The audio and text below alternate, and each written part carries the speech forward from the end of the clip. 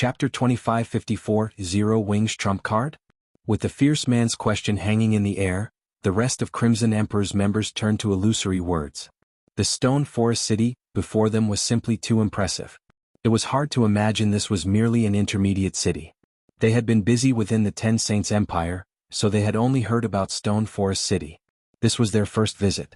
Only illusory words, who preferred to wander throughout God's domain, had ever seen the city before. These are the coordinates. This should be Stone Forest City, illusory words said, giving the fierce man a bitter smile. The sign above the gate clearly states this is the city we're looking for. This shouldn't be a mistake. In truth, even after seeing the sign, she felt as if she had arrived at the wrong place. This looked nothing like the Stone Forest City she had visited in the past. It almost looked like a major NPC city. Furthermore, there was too much mana wafting from the city. Not even the holy city of Titan had such dense mana. Stone Forest City looked nothing like a player-owned city. Crimson Emperor's members snapped out of their daze and examined the city before them. Just as illusory words had said, this was undoubtedly Stone Forest City. Crimson Emperor's members weren't the only players shocked by Stone Forest City's new appearance. Some of the various major powers experts that had come to investigate the upgraded city were just as astonished by what they found. No one had ever thought a guild city would change so drastically when it grew from a basic city to intermediate rank. Black Flame really is amazing. With so much mana in the city, players will still choose to rest here, even with the Dark World's imminent invasion. With the entry fees alone, Zero Wing won't have any financial worries for a while. Galaxy Past, the Star Alliance's guild leader, enviously commented as he gazed in awe at the splendorous city before him. Once upon a time in Starmoon Kingdom, the Star Alliance had stood toe-to-toe with Zero Wing. However, while the Star Alliance had been nursing headaches over its daily income, Zero Wing was swimming in money. Nowadays, the various guilds' main source of income was the entrance fees they collected in their guild towns and cities, but as more towns and cities rose up in neutral maps, the competition between them grew intense. To maintain an edge over their competition, most guild towns and cities had reduced their entrance fees to a painful low. Stone Forest City, on the other hand, wouldn't have such worries. As the sole guild city in a level 100 neutral map, it had no competition whatsoever. It could set whatever entrance fee it wished and plenty of players would still visit the city. That's for sure. Zero Wing will make a killing. You've just arrived, so you might not realize how insane the guild is, but Zero Wing is only charging 5 silver per person to enter the city. I've heard that it's the lowest price you can set for an intermediate city. Other guild cities in neutral maps charge at least 2 silver per person, but they're nothing compared to Stone Forest City. Many of my friends are planning to shift their base of operations to Stone Forest City, and I'm sure they're not alone in that idea. I suspect we'll see the number of players trying to get an increase by at least tenfold. An independent Tier 3 shield warrior in front of Galaxy Past in line said, nodding in agreement. 5 silver? Flourishing Willow, the Tier 3 female ranger behind Galaxy Past, stared at the shield warrior with wide, shocked eyes, doubting his claim. First-rate guilds like the Star Alliance had no choice but to reduce their entrance fees due to how much competition they faced, but Stone Forest City was unique. Even if it cost 20 silver to enter the city, a ton of players would still use it as their bases, let alone 10 silver. God's domain had far too many players and innumerable experts. Stone Forest City wasn't nearly large enough to accommodate so many players. With a guild city's limited capacity and the fact that Zero Wing wouldn't have to worry about customers, increasing the entrance fee was the wisest decision, yet Zero Wing had done the opposite. Flourishing Willow simply couldn't believe it. Even Crimson Emperor's members, who had just found a place in line, were astonished when they learned about the city's cheap entrance fee. Charging anything less than 20 silver would be an insult to such a sacred resting ground as Stone Forest City in their opinions. They had even been prepared to pay 30 silver per person to enter the city. Not only would the city's incredibly dense mana help players rapidly recover from exhaustion, but players would also see astounding results if they trained within the city. 30 silver was more than worth such benefits for experts like them. So, what was the point of lowering the entrance fee to 5 silver? So, this is Black Flame's trump card. It certainly is a wise move, the fierce man from Crimson Emperor muttered, overhearing the Star Alliance's conversations. Had Zero Wing set Stone Forest City's entrance fee at 20 or 30 silver per person, there wouldn't be as many players interested in living in the city. Although the city would eventually become overcrowded, it would take some time. Not all players could afford such a high price after all. In contrast, even ordinary level 100+ players could afford 5 silver, and they made up the majority of God's Domain's player base. With such a low entrance fee, the city's player population would reach its limit in 2 or 3 days. Even at 5 silver per person, the city would generate amazing profits. This is going to give Demon's Heart's Flaming Light a huge headache. Zero Wing can easily earn over 1 million gold in the next 2 or 3 days. Including the profits it earns from the businesses within the city, the guild will earn a minimum of 2 million gold before 3 days pass. With so much money, Zero Wing can easily survive the Dark World's assault for a very long time, Illusory Words said, smiling. Even after seeing the city's glorious transformation, she hadn't thought highly of Zero Wing's chances, but after this discovery she recognized that the guild had exceeded her expectations. Now Demon's Heart would have a much harder time threatening Zero Wing. Zero Wing has indeed made a smart move. Unfortunately, it is too late, the fierce man said, shaking his head. What do you mean? Illusory Words asked strangely. I didn't tell you this earlier, but the Grand Elders have secured detailed information regarding Demon's Heart's movements. The Dark World's portal will activate tomorrow at the latest, and the Dark World's various powers and independent experts will surge into Cold Spring Forest, the fierce man said in a whisper to Illusory Words. Zero Wing simply doesn't have enough time to collect the wealth it requires. Stone Forest City was quite attractive, especially to ordinary players, but it would take time for ordinary players to learn of the city's perks. Moreover, ordinary players didn't travel via teleportation like experts. They generally moved between countries by airship, which was much cheaper. To make matters worse, there weren't any air routes to Stone Forest City, so players would have to make the rest of the trip on their mounts. Unlike Crimson Emperor's experts, ordinary level 100 players generally had common mounts. Factoring in other aspects such as the spread of information, the war between Zero Wing and the Dark World's forces would have begun long before ordinary players started to visit the city from the various kingdoms and empires. While the new Stone Forest City astonished the various powers, Shifeng had secretly teleported back to White River City to upgrade his Night Division. While expert players served as a guild's foundation in God's Domain, a guild needed a strong Night Division if it wished to set roots down in level 100 plus neutral maps. Since Shifeng had previously lacked the necessary funds, he had refrained from upgrading his Night Division. However, money was no longer a problem. With the profits from selling the Western Continent's materials and Stone Forest City's entrance fees, he now had a total of 5 million gold sitting in his bag. Holding on to all this money would be a huge waste, especially now that Stone Forest City was the first intermediate city in a level 100 neutral map. He could definitely recruit plenty of knights with high growth potential. Read latest chapters at Wuxia World. EU Starmoon Kingdom, White River Cities Adventurers Association. News of Stone Forest City's upgrade had already reached the masses, and practically every player in the Adventurers Association was discussing the matter when Shifeng arrived. Many independent players expressed their eager intentions to develop near the city, particularly those with their own fixed parties or teams. Nodding in satisfaction, Shifeng climbed the stairs to the Adventurers Association's second floor and entered one of the VIP rooms. Lord Bronze Legatee, how may I be of service? Senior Administrator Lorraine asked, smiling as she walked up to him. I wish to see the current recruitment status and promotion list for my Night Division, Shifeng informed her with a grin. Chapter 2555, All New Night Division. Lorraine nodded to Shifeng's request and promptly left to retrieve the relevant information. After a short moment, the senior administrator returned with a thick book, placing it on the table before him. There's so many? Shifeng asked, glancing down at the tome. Lorraine had only given him a sheet of paper during his last visit when he had requested to see his Night Division's recruitment status, yet now she had an entire book for him. Normally, if there were fewer than 30,000 applicants, players would only be given a sheet of paper. They'd receive another sheet for every 10,000 applicants beyond that and would only receive a complete book once more than 100,000 NPCs applied for their Night Division. Shifeng had already recruited NPCs from many NPC cities, and could reasonably assume he had accepted or rejected most interested NPCs. Hence, he shouldn't see too many more new applications.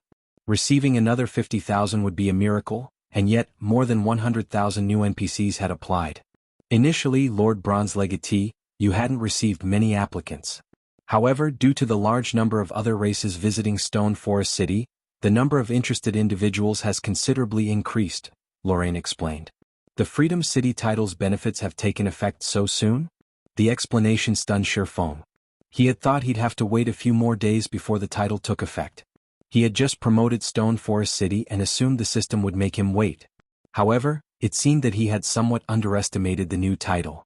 A total of 112,672 people have applied to serve as your knights.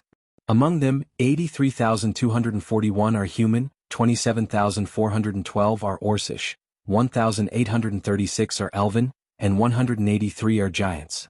This book has the records of all of these applicants' information, Lorraine continued, ignoring Shifeng's muttering. Nearly 30,000 NPCs from other races? If the superpowers of the past found out about this, wouldn't they go mad? Shifeng could not help his growing excitement. Recruiting NPCs from other races for their knight divisions was incredibly difficult for players. The other races had smaller populations than humans. Normally, the various superpowers would be overjoyed if even several thousand non-human NPCs applied to serve as knights. And yet, Shifeng had nearly 30,000 of these applicants, certainly a frightening number. Not even a 2-star lord might receive so many throughout a full year. Most importantly, elves and giants had applied in considerably large numbers. The situation had completely exceeded his expectations. In God's domain, the Orcish population was only second to the humans. Ors typically made up the majority of non-human NPC applicants. Of course, that didn't discount our knight strength. On the contrary, our NPCs were quite powerful. They were natural-born warriors with sharp senses and robust frames that were far superior to humans. Excluding heroes, human fighters were no match for our fighters of the same level and tier. The human race's superior research and creativity were the reason that Ors weren't a match for humans and forced to live far from the main continent's fertile lands. However, if one could assemble the Ors scattered across the continent and form a melee unit, the force would be absolutely unstoppable in battle. Shaking off his shock, Shifeng immediately inspected the recruitment list. When he had arrived, he had only planned to recruit new knights with high growth potential to replace some of his weaker NPCs, but now he had many more changes to make to his knight division. Time flew by, and without taking a break, Shifeng had spent over 20 hours browsing the recruitment list. He was more focused on the list than he was during boss fights.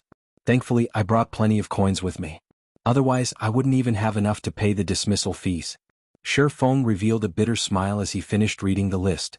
If things had gone according to his original plan, he would have only been able to replace a small fraction of his knight division's members, but now that he could recruit non-human NPCs, which would be bound to him for life, things had changed. Once he recruited non-human NPCs, he couldn't dismiss or replace them. Hence, he had to be extremely careful when choosing non-human knights. Fortunately, non-human NPCs were much cheaper to recruit and maintain than human NPCs. They were generally 30% cheaper. All things considered, it wasn't a bad transaction. Moreover, non-human NPCs tended to be quite talented. In fact, more than half of the non-human NPCs in God's domain were Bronze Knight standard or above, which was one of the reasons that the various powers of the past had preferred non-human NPCs. Of the 27,412 Ors that had applied to join Shifeng's Knight Division, 15,123 were Tier 2 Bronze Knights. The ratio was unheard of among human NPCs. However, it was quite normal with Ors. Many Tier 3 Ors had also sent in applications, and they all had considerably high potential. Even the weakest among them was at the Mysterious Iron Standard, while 45 were at the Secret Silver Standard, and 1 Fine Gold Standard or had applied. The Elven and Giant applicants were just as shocking. Elves were natural-born mages with higher growth potential than most races. Even the weakest elf that applied was Bronze rank, while as many as 43 were Secret Silver rank, and 2 were Fine Gold rank. Moreover, every elf applicant was Tier 3. Although Giants made up the majority of applicants, with only 183, 13 were Tier 3 Secret Silver Knights, and 1 was a Tier 3 Fine Gold Knight. More than 100 Secret Silver and Fine Gold ranked non-human NPCs had applied to Shifeng's Knight Division, many times more than those among the 80,000-plus human applicants.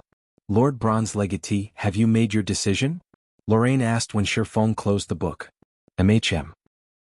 I want all knights with Secret Silver potential and above. I also want these Mysterious Iron Knights with high growth potential and the remaining Tier 3 Knights, Shifeng replied, nodding. Normally, an NPC knight needed at least Mysterious Iron growth potential before they could be promoted to Tier 3. Even in the later stages of God's domain, Tier 3 NPCs would be considered a powerful force. After all, very few players could reach Tier 4. Even if they did, a group of Tier 3 NPCs, backed by a city's magic array, wouldn't be an easy opponent. If enough Tier 3 NPCs formed a battle array, they could slay Tier 4 players. This was why, even after reaching Tier 4, players could only afford to act conceited in the fields. Very well. There are 152 applicants with secret silver potential or above. Including the rest, there are a total of 326 Tier 3 knights.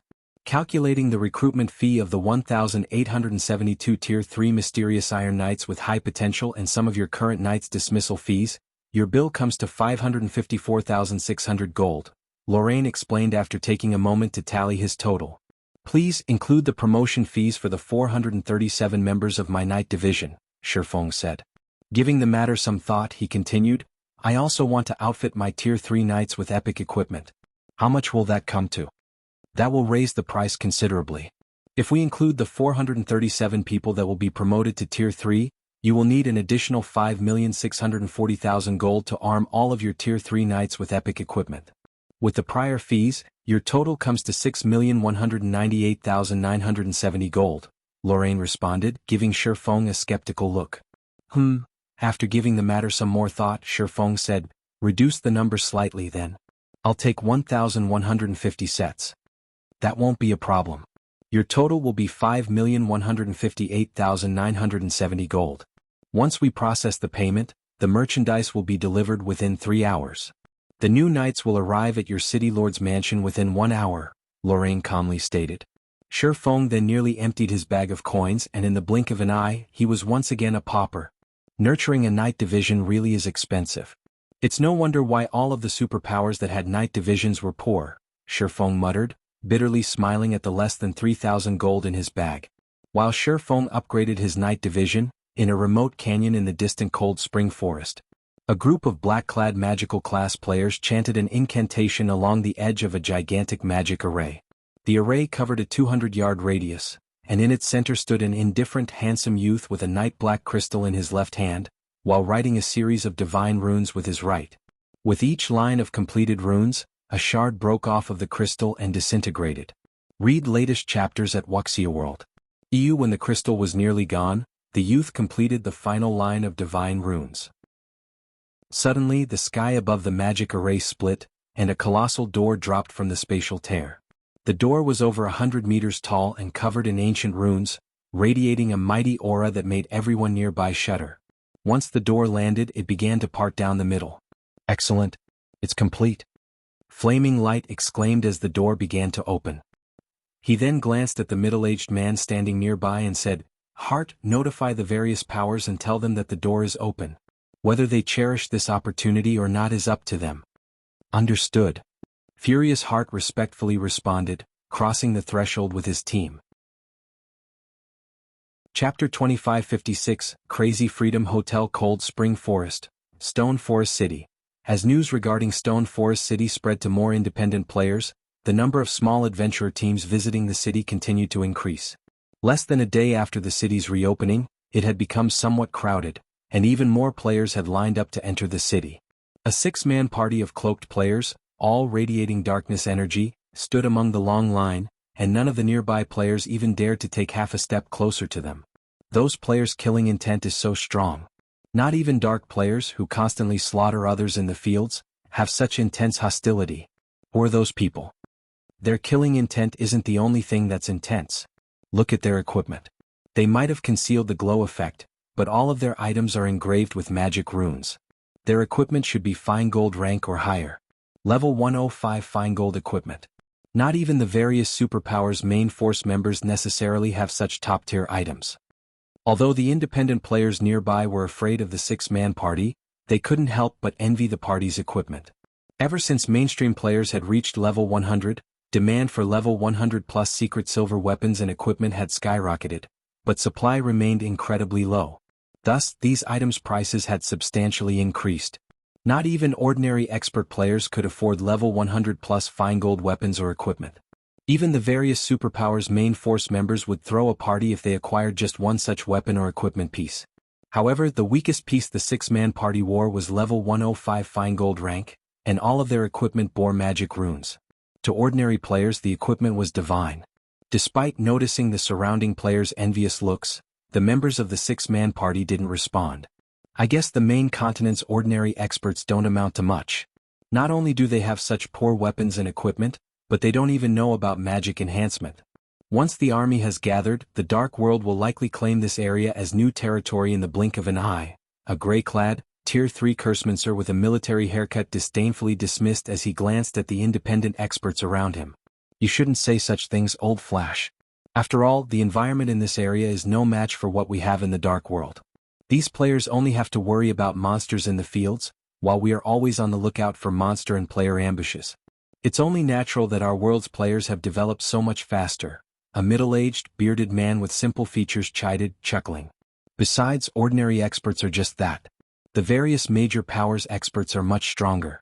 Otherwise, our two guilds wouldn't have signed a non-interference pact with Zero Wing. I guess, but I still don't get why our guilds wanted to partner with Zero Wing in the first place. You must have seen how powerful that army was on our way here. How could Zero Wing possibly stop that kind of force? We shouldn't have a reason to pay Zero Wing 500,000 darkness crystals. The cursemancer named Magic Flash grumbled. 500,000 darkness crystals was no small price, even to their guilds. They certainly weren't worth a non-interference agreement from Zero Wing in their fight for resources in Cold Spring Forest. The only thing Zero Wing could do when facing the Dark World's countless players was hold inside the city. I don't know, but the higher-ups have their own reasons. We just need to complete the task they've assigned us, the middle-aged man said, shaking his head. In all honesty, the situation confused him too. The number of Dark World players preparing to invade Cold Spring Forest was no laughing matter. Several million players had already joined the invading army, and more were on their way. News of the open pathway had just begun to spread, and it would take time for the information to reach the far corners of the Dark World. Based on their guild's estimates, the army should easily include tens of millions of players, possibly over 100 million. Not even the neighboring kingdoms and empires stood a chance against such a force, much less Zero Wing. The Dark World's army would definitely cause a massive commotion when it arrived on the main continent. While Dark Rhapsody and Deity Society's members conversed, they crossed Stone Forest City's gates. The mana here sure is dense. If Dark Rhapsody's guild cities had this much mana, we'd easily become the #1 guild in the Dark World, Magic Flash noticed, envious when he felt the mesmerizing mana in the air. It is certainly astonishing. It's no wonder why so many superpowers want this city, the bearded middle-aged man replied. What a pity. If Demon's Heart hadn't opened the Dark World's portal in Cold Spring Forest, Zero Wing might have become a massive threat to the various superpowers, Magic Flash said, glancing around at the crowd of players and NPC merchants. Seeing so many people, he more or less understood why his superiors had decided to ally with Zero Wing. Stone Forest City was no less prosperous than major NPC cities. With a guild city like this under its control, Zero Wing would have no worries about its development. Since Cold Spring Forest was a level 100 neutral map, every player here had a certain degree of strength. Including the conveniences the city offered, not only could Zero Wing continue to recruit and nurture more expert players, but its members' average levels would gradually surpass the various superpowers as well. Zero Wing definitely had the potential to become a titan in God's domain. Maybe, but we shouldn't dwell on it. We should hurry and contact Zero Wing. The sooner we get this done, the sooner we can return. If we wait and miss the invasion, it'll become more difficult to establish ourselves in Cold Spring Forest later, the middle-aged man cautioned. I've already contacted the guild. They said we should head toward the tallest building on the main street. Once we're there, someone will take us to meet their guild leader, Magic Flash said. You mean that building? The middle-aged man asked, pointing to the Freedom Hotel in the center of the city. Astonished, he continued, I'm impressed that Zero Wing managed to erect such a tall building. The tallest building either of our guilds has constructed is only a little over 50 meters tall, but that thing is at least 150. So what if it's tall? Someone is still going to take it from them, Magic Flash growled, sneering. The middle-aged man didn't try to refute Magic Flash's assumption. Such a tall building would only be useful for visual impact. Zero Wing would have been far better off spending its money to strengthen its members in his opinion. Strength meant everything in God's domain. The cloaked players then made their way toward the hotel. They didn't take long to reach it, and when they did, they noticed a long line of players both inside and outside of the Freedom Hotel. Many of the players in line were Tier 3 experts, and some of their auras even made Magic Flash and his companions shudder with fear. There were dozens of those experts too. Even more surprising, every one of those experts obediently stood in line before the Freedom Hotel's front desk. The scene stupefied Magic Flash and his party. Normally, such experts could act as vice-commanders, even commanders of their guild's legions. Players of their caliber warranted respect, regardless of where they were, yet they waited in line with a bunch of ordinary players. What was happening here? Moreover, Magic Flash's party was confused by the fact that every one of those experts, including the peak experts, seemed excited and grateful to receive one of the Freedom Hotel's room tokens from the front desk. Suddenly, Gentle Snow approached the cloaked party asking, "Are you representatives from Dark Rhapsody and Deity Society?" "That's right, we are," the middle-aged man confirmed, nodding as he spotted the zero-wing emblem Gentle Snow wore. He was more than a little surprised when he sensed Gentle Snow's powerful aura. "In that case, please follow me. Our guild leader is waiting in the reception room upstairs," Gentle Snow said after verifying the party's identity. She then led the party to the elevator that would take them to the appropriate floor. Many of the experts waiting for their room tokens were jealous as they watched Magic Flash's party follow Gentle Snow. Crap. Who are those people? They actually get to use the elevator that'll take them to the 80th floor and beyond. They must be Zero Wing's allies. If I remember correctly, only the hotel's silver members get to stay on those floors. You need more than just coins and magic crystals to become a silver member too. You also need to earn a large number of membership points. I've heard that not even top adventurer teams' commanders were granted silver memberships. Zero Wing is too stingy. It actually wants us to earn points just to stay in this hotel. I wonder when I'll earn enough to become a silver member. It's not all that unusual. There are only a limited number of rooms available after all, and I've heard that the advanced rooms on the 80th floor and above are amazing. Not only is the recovery speed there 30% higher than in normal rooms, but each room also has its own training room. Players can practice simple combat techniques by themselves in those training rooms. Seriously? You can actually practice your combat skills in the advanced rooms? This won't do. I need to become a silver member as soon as possible. The players waiting in the Freedom Hotel's lobby were indescribably jealous as they watched Magic Flash's party enter the elevator. Their reactions confused the dark players. A short moment later, the group arrived on the Freedom Hotel's top floor. Read latest chapters at Wuxia World. The instant Magic Flash and the others set foot on the Freedom Hotel's top floor, their minds felt serene. To be precise, they felt mentally refreshed as if their thoughts had found their own unique paths. They could now conceptualize ideas without confusion. So, this is Zero Wing? Magic Flash and the others couldn't help but gasp when they felt the change. They had already been astonished by the Freedom Hotel's mana, but compared to this environment, the lobby was nothing. If they could train on this floor, they'd see results dozens of times faster. They might even be able to break into the Void Realm. Our guild leader is inside. "Please go in," Gentle Snow said, not surprised in the slightest to see the 6 players' astonished expressions. She simply smiled as she opened the reception room's doors. Chapter 2557 Astonishing Foundations. Gentle Snow's request yanked Magic Flash and the others from their reverie, and they walked into the VIP reception room with awkward expressions. As they entered the room, however, they were once again left speechless. The refreshed sensation they had enjoyed in the hall had been amazing, but it was amplified several times the moment they set foot in the reception room. The strange energy in the room was clearly denser than in the hall. If they could train inside this reception room for a few days, their combat standards would reach the next level. Even the various powers would treat a room like this like a sacred training ground, barring entry to anyone other than core members, and yet, Zero Wing used it as a reception room. Extravagance. This was too extravagant. A male swordsman reclined on one of the sofas in the reception room, wearing a simple set of equipment and a black cloak across his back. Opposite of the swordsman was a woman who had barely reached level 100. The woman radiated no aura whatsoever and looked even weaker than ordinary players. However, the advanced Master Forger's insignia the woman wore was extraordinarily eye-catching. The woman was none other than Melancholic Smile, who had been busy managing the candlelight trading firm. After long hours of crafting and frantic research, she had successfully become an advanced Master Forger as well. "Guild leader, this is our current limit. The forging techniques involved are simply too delicate and complex. Crafting a successful product in a short time is impossible, I'm afraid," Melancholic Smile disappointedly insisted as she placed several pieces of equipment on the table between her and Sure Foam. The moment she did, Magic Flash and the others' eyes widened in shock.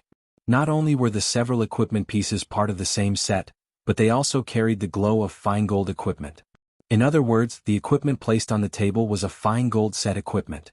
Moreover, it was a level 100 plus fine gold set equipment. Even Dark Rhapsody and Deity Society had only found a few sets, yet Zero Wing could craft it, and based on Melancholic Smile's comment, that was a failed product. Meanwhile, as Magic Flash's party entered the reception room, Shifeng's gaze shifted to his guests. You must be Dark Rhapsody and Deity Society's representatives. Please have a seat, Shifeng said. When he noticed that Magic Flash's group couldn't pull their eyes from the failed items on the table, he chuckled and said, "It seems you are very interested in this Dark Demon set." After returning to Stone Forest City, he had immediately instructed Gentle Snow to pass the Dark Demon set forging design to Melancholic Smile for research and production. He had enough responsibilities at the moment and didn't have the time to forge the set equipment himself. In contrast, Melancholic Smile could and did devote her free time to forging. Hence, she improved her skills a lot faster than Shifeng could. She had even become an advanced master forger before he had. The candlelight trading firm also had Cream Cocoa, who focused all of her time on forging since she didn't have any management duties as Melancholic Smile did. She improved even faster than Melancholic Smile and had become the first advanced master forger in Candlelight. Now the trading firm had two. Unfortunately, the Dark Demon set proved far more difficult to produce than Shifeng had expected, and even after working together, Cream Cocoa and Melancholic Smile had barely managed to craft one fine gold set. Moreover, their production success rate wasn't particularly high. Even after involving all sorts of tools and rare materials, they had only managed to raise their success rate to 50%. I apologize for our earlier rude behavior, the bearded middle-aged man from Deity Society hurriedly apologized. It's just that level 100 plus fine gold set equipment is a truly rare sight. I had never imagined that Zero Wing was capable of crafting such equipment. It surprised me, but rest assured, we won't reveal this secret to anyone. It's fine. This doesn't need to be a secret. Since Dark Rhapsody, Deity Society, and Zero Wing are allies, you don't need to behave like outsiders. If you are interested, I can sell you a few sets, Shifeng nonchalantly offered. Zero Wing's possession of the Dark Demon set forging design had already been exposed. Only news of it hadn't reached the eastern continent. Hence, there was no need to keep it a secret. Moreover, Shifeng intended to store these fine gold-ranked Dark Demon sets in the guild warehouse, making them available for purchase later. Once he did, there would be no containing the information. Besides, the sooner the public learned about the Dark Demon set, the better. That way, Zero Wing could use the set to attract more experts to join the guild.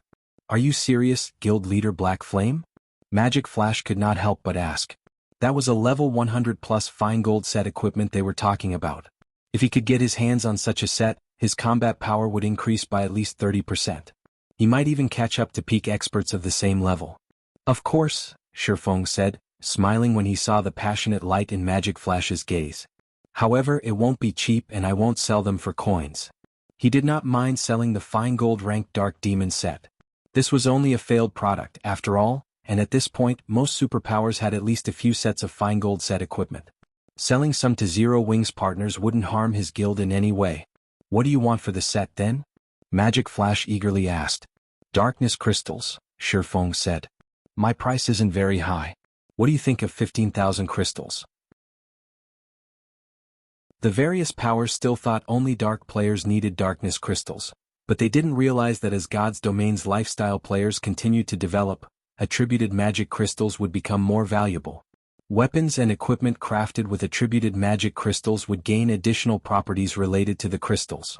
Such changes wouldn't be visible in the item's attribute panel, but in the hands of Tier 3 players and above, they'd perform considerably better, especially for players with fully unlocked mana bodies. Fortunately, darkness crystals were relatively easy to acquire in the dark world. Hence, Shifeng had decided to collect some before the various powers realized their value. 15,000 crystals per set? Magic Flash was shocked. Isn't that a little too much, Guild Leader Black Flame? Level 100 plus fine gold set equipment was indeed very rare and some of the best equipment available in God's Domain right now, but darkness crystals were similarly rare and valuable. In fact, they were worth even more than magic crystals to dark players. Guild Leader Black Flame, is what you say really true? The bearded middle-aged man suddenly interrupted. Why would I lie? I want 15,000 darkness crystals per set. If you wish to buy them, you may do so whenever you wish, Shifeng said. He could not help but feel a little exasperated at the middle-aged man's question. Before Magic Flash could refuse the offer, the middle-aged man from Deity Society continued. Deity Society will buy them. We'll buy as many sets as you're willing to sell us. The older man declared, determined. Have you gone insane, Old Forest? Magic Flash was astonished. What a joke. The Dark Demon set was just a level 100 plus fine gold set equipment. 15,000 darkness crystals would be the maximum anyone would pay for such a set, yet his companion jumped at the chance to buy them. Magic Flash couldn't think of any sane reason why he'd act like this.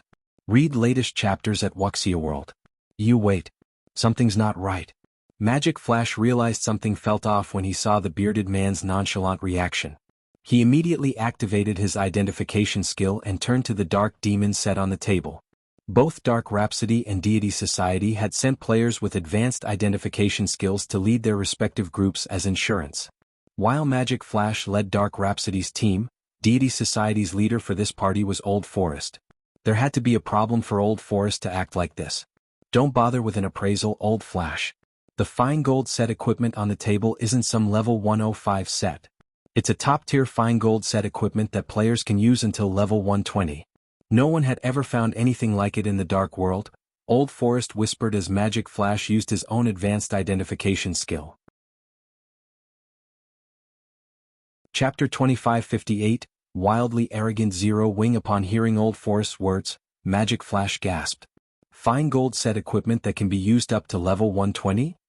Currently, the best-known fine gold set equipment in the Dark World could be used only up to level 105. Even Dark Rhapsody's peak experts sported only level 105 dark gold equipment, which was the equivalent of level 110 fine gold equipment, hardly comparable to level 110 fine gold set equipment. Level 120 fine gold set equipment was simply unimaginable. That's right. Aside from level 100 plus epic equipment, there's no better equipment than this in the entire Dark World, Old Forest said, nodding as he tried to suppress the excitement in his heart. If the price was indeed 15,000 darkness crystals for level 120 fine gold set equipment, then it was definitely acceptable. This was especially true when the Dark World's various powers were frantically raiding level 100 team dungeons. Due to the abysmally low drop rate for level 100 plus weapons and equipment, these powers were not making any significant progress with their dungeon raids. This, in turn, led to a stagnation in their development. If he could secure a batch of Dark Demon sets for Divine Society, then his guild would have a massive advantage over the other guilds. With this advantage they could easily earn back the cost of the Dark Demon sets. As soon as Old Forest finished speaking, excitement also shone in Magic Flash's eyes. Magic Flash immediately said, Guild Leader Black Flame, Dark Rhapsody will also buy everything you have. Darkness crystals definitely aren't a problem. If he could get his hands on multiple Dark Demon sets, then the plate armor classes of the guild's main force would be in for a wonderful time. They wouldn't have to worry about finding equipment before reaching level 125. Moreover, the main force would also have a much easier time raiding level 100 team dungeons. In fact, Dark Rhapsody might even become the first guild in the Dark World to clear a 100-man level 100 team dungeon. The Dark Demon set's production is much more difficult than you think. I don't have many sets available. Even now, we have managed to produce only 4 sets, Shifeng said, chuckling at the longing expressions of the two people before him.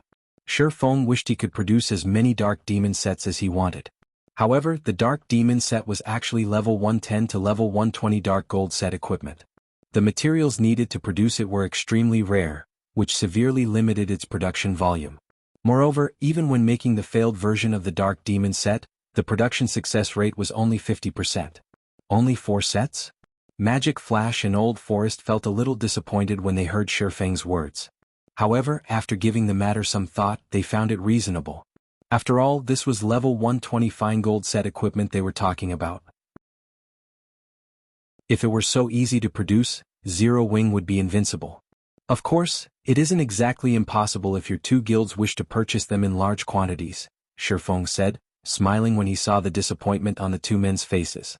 Upon hearing Shifeng's words, Old Forest immediately understood what Shifeng was insinuating.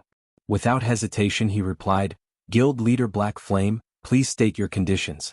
So long as they are within my authority, I can definitely agree to them on behalf of Deity Society. Just being able to purchase a few Dark Demon sets at 15,000 darkness crystals per set could already be considered a miracle, all the more so for purchasing a large batch of the sets. With a sufficiently large number of the sets, a guild could raise the overall strength of its main force by a large margin. Zero Wing was naturally under no obligation to give away such a wonderful opportunity to their two guilds. It is the same for my side as well, Magic Flash said. If he missed out on such a windfall, his guild leader and the elders of the guild would beat him to death when he returned. On the other hand, if he succeeded in this negotiation, then he would make a huge contribution to the guild. Although the production of the Dark Demon set is difficult, manufacturing several sets a day is still feasible. Zero Wing is willing to supply these sets to your two guilds long-term, Shifeng said. However, I hope that your two guilds can help Zero Wing's candlelight trading firm establish itself in the Dark World's major NPC cities and guarantee the safety of its operation. Silence momentarily fell over the entire room after Shifeng finished speaking, as both Magic Flash and Old Forest looked at him in astonishment. They never thought that Zero Wing's guild leader had such enormous ambitions. The Dark World was equivalent to roughly 3 ordinary empires on the main continent. The Otherworld's player population was larger than even that of the Fire Dragon Empire, one of the 4 great empires of God's domain. As the Dark World had been sealed all this time, it had almost no contact with the main continent whatsoever. Hence, the Dark World's various powers thoroughly monopolized the Otherworld's NPC cities. Moreover, the NPC cities found in the Dark World were different from those found on the main continent in that players held partial authority over them, which made taking over the Dark World's NPC cities incredibly difficult for outside powers. Meanwhile, the opening of the Dark World's portal now presented both the Dark World's powers and the main continent's powers with a huge business opportunity. Needless to say, the main continent's various superpowers would definitely contest over this opportunity and would naturally be willing to offer unimaginable prices. Guild leader Black Flame, I'm afraid I don't have the authority to decide on such a matter, Old Forest stated honestly. Moreover, this matter involves a lot of interest.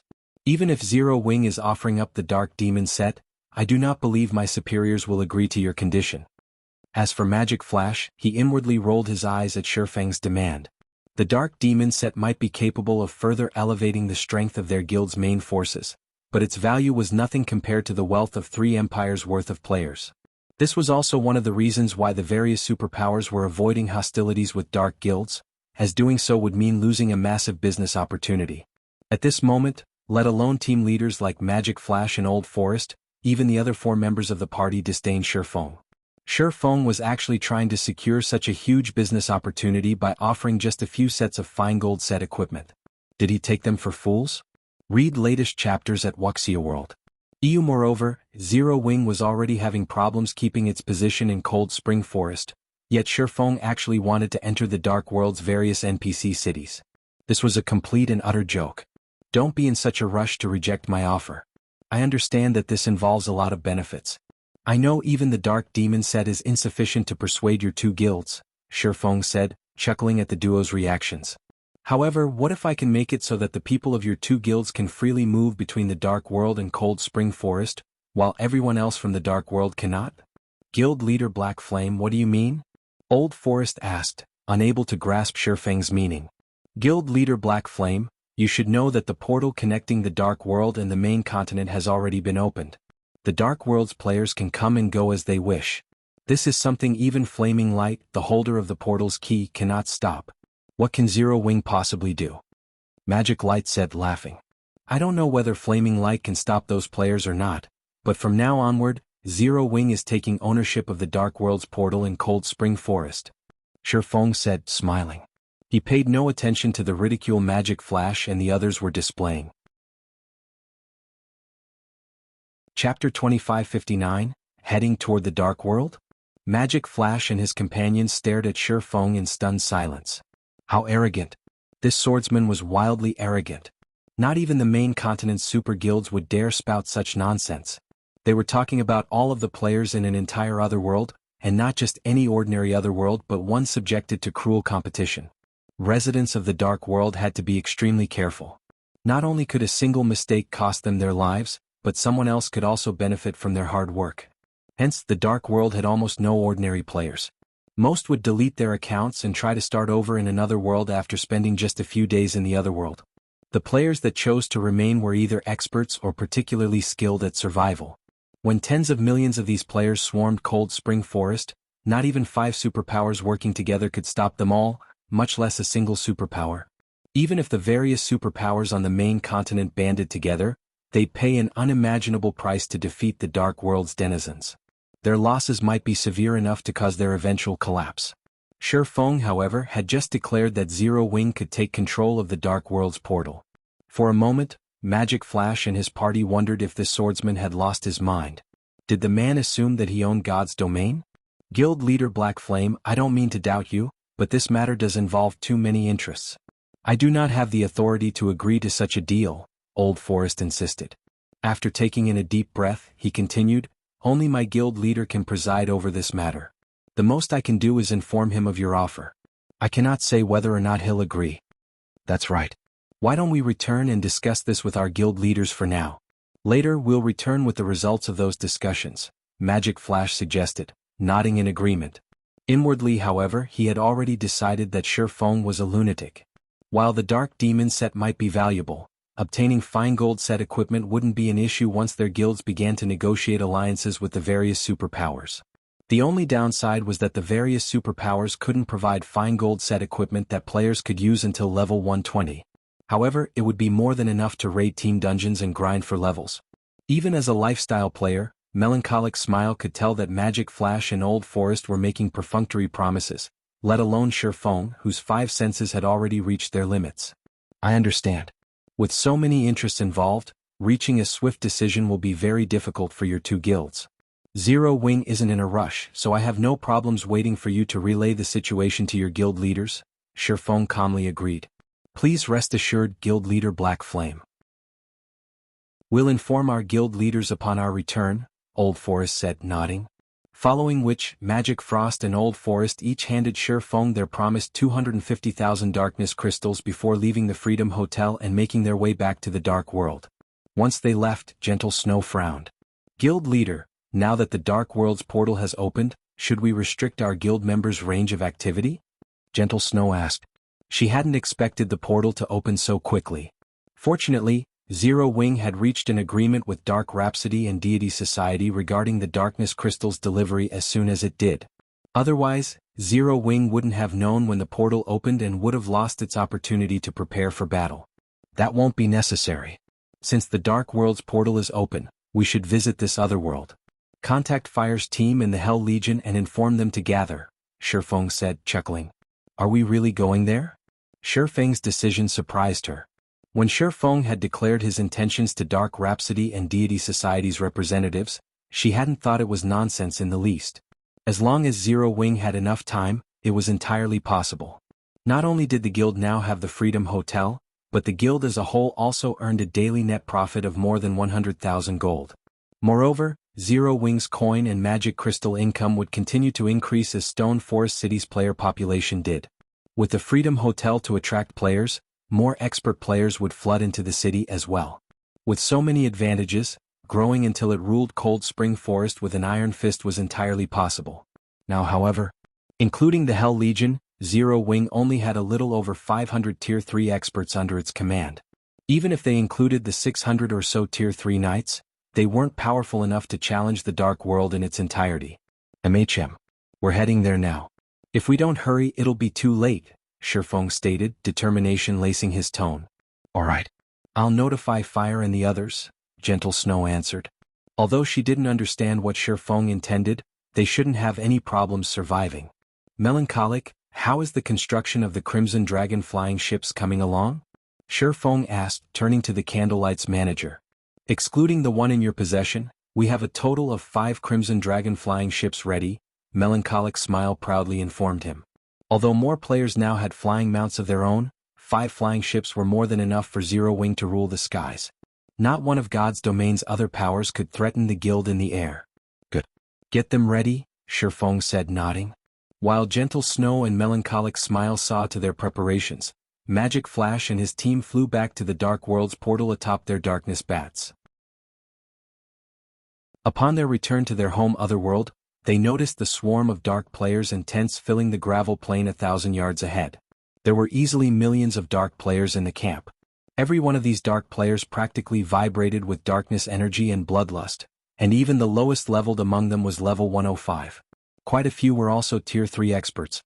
We haven't been gone that long, yet so many more have already gathered? Magic Flash exclaimed, watching the massive crowd below.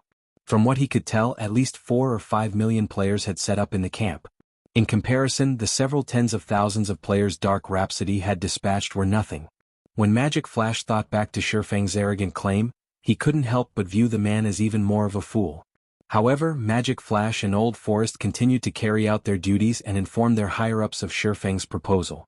Within a conference tent containing hundreds of players. Black Flame is insane. Now that the Dark World's portal has opened, he'll have a hard time just protecting himself, yet he has designs on our other world?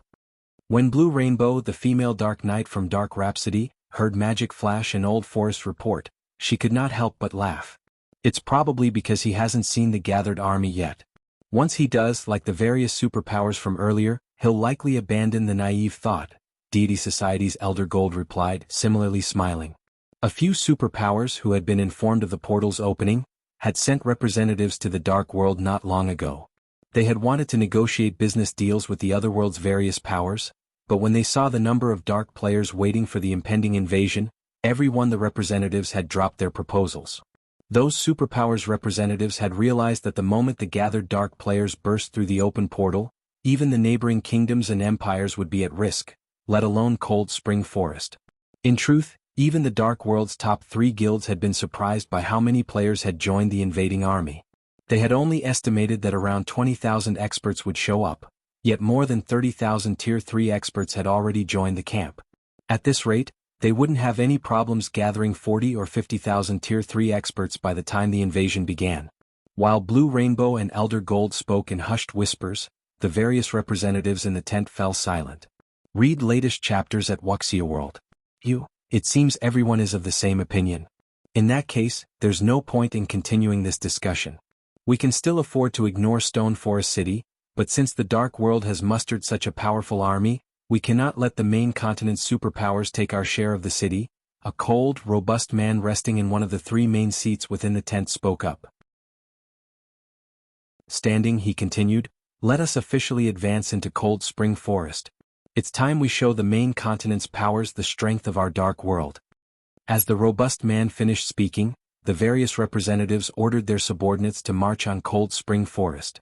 The several million players in the plain began to stomp toward the gigantic door before them, shocking the scouts the main continent's superpowers had sent. These scouts immediately contacted their superiors to inform them of the shocking scene. Meanwhile, in an advanced room on the Freedom Hotel's 29th floor. So, in the end, they're still invading? Yuan Tiexin shook his head and sighed when he read his subordinate's message. Chapter 2560, Darkness Invades. Zero Wing arrived shortly after Yuan Tiexin read his subordinate's message. The door to the quiet room opened. A group of players walked in behind a male half-elf covered in azure sparks. As the half-elf entered the room, all of the fire-type mana began to gather around him as if summoned. As a result, the room's temperature steadily rose. Shine? What are you doing here? Yuan Tiexin was surprised to see the male half-elf, Scorching Shire. There weren't many people in the secret pavilion that knew the name Scorching Shine, and those who did were generally members of the guild's older generations.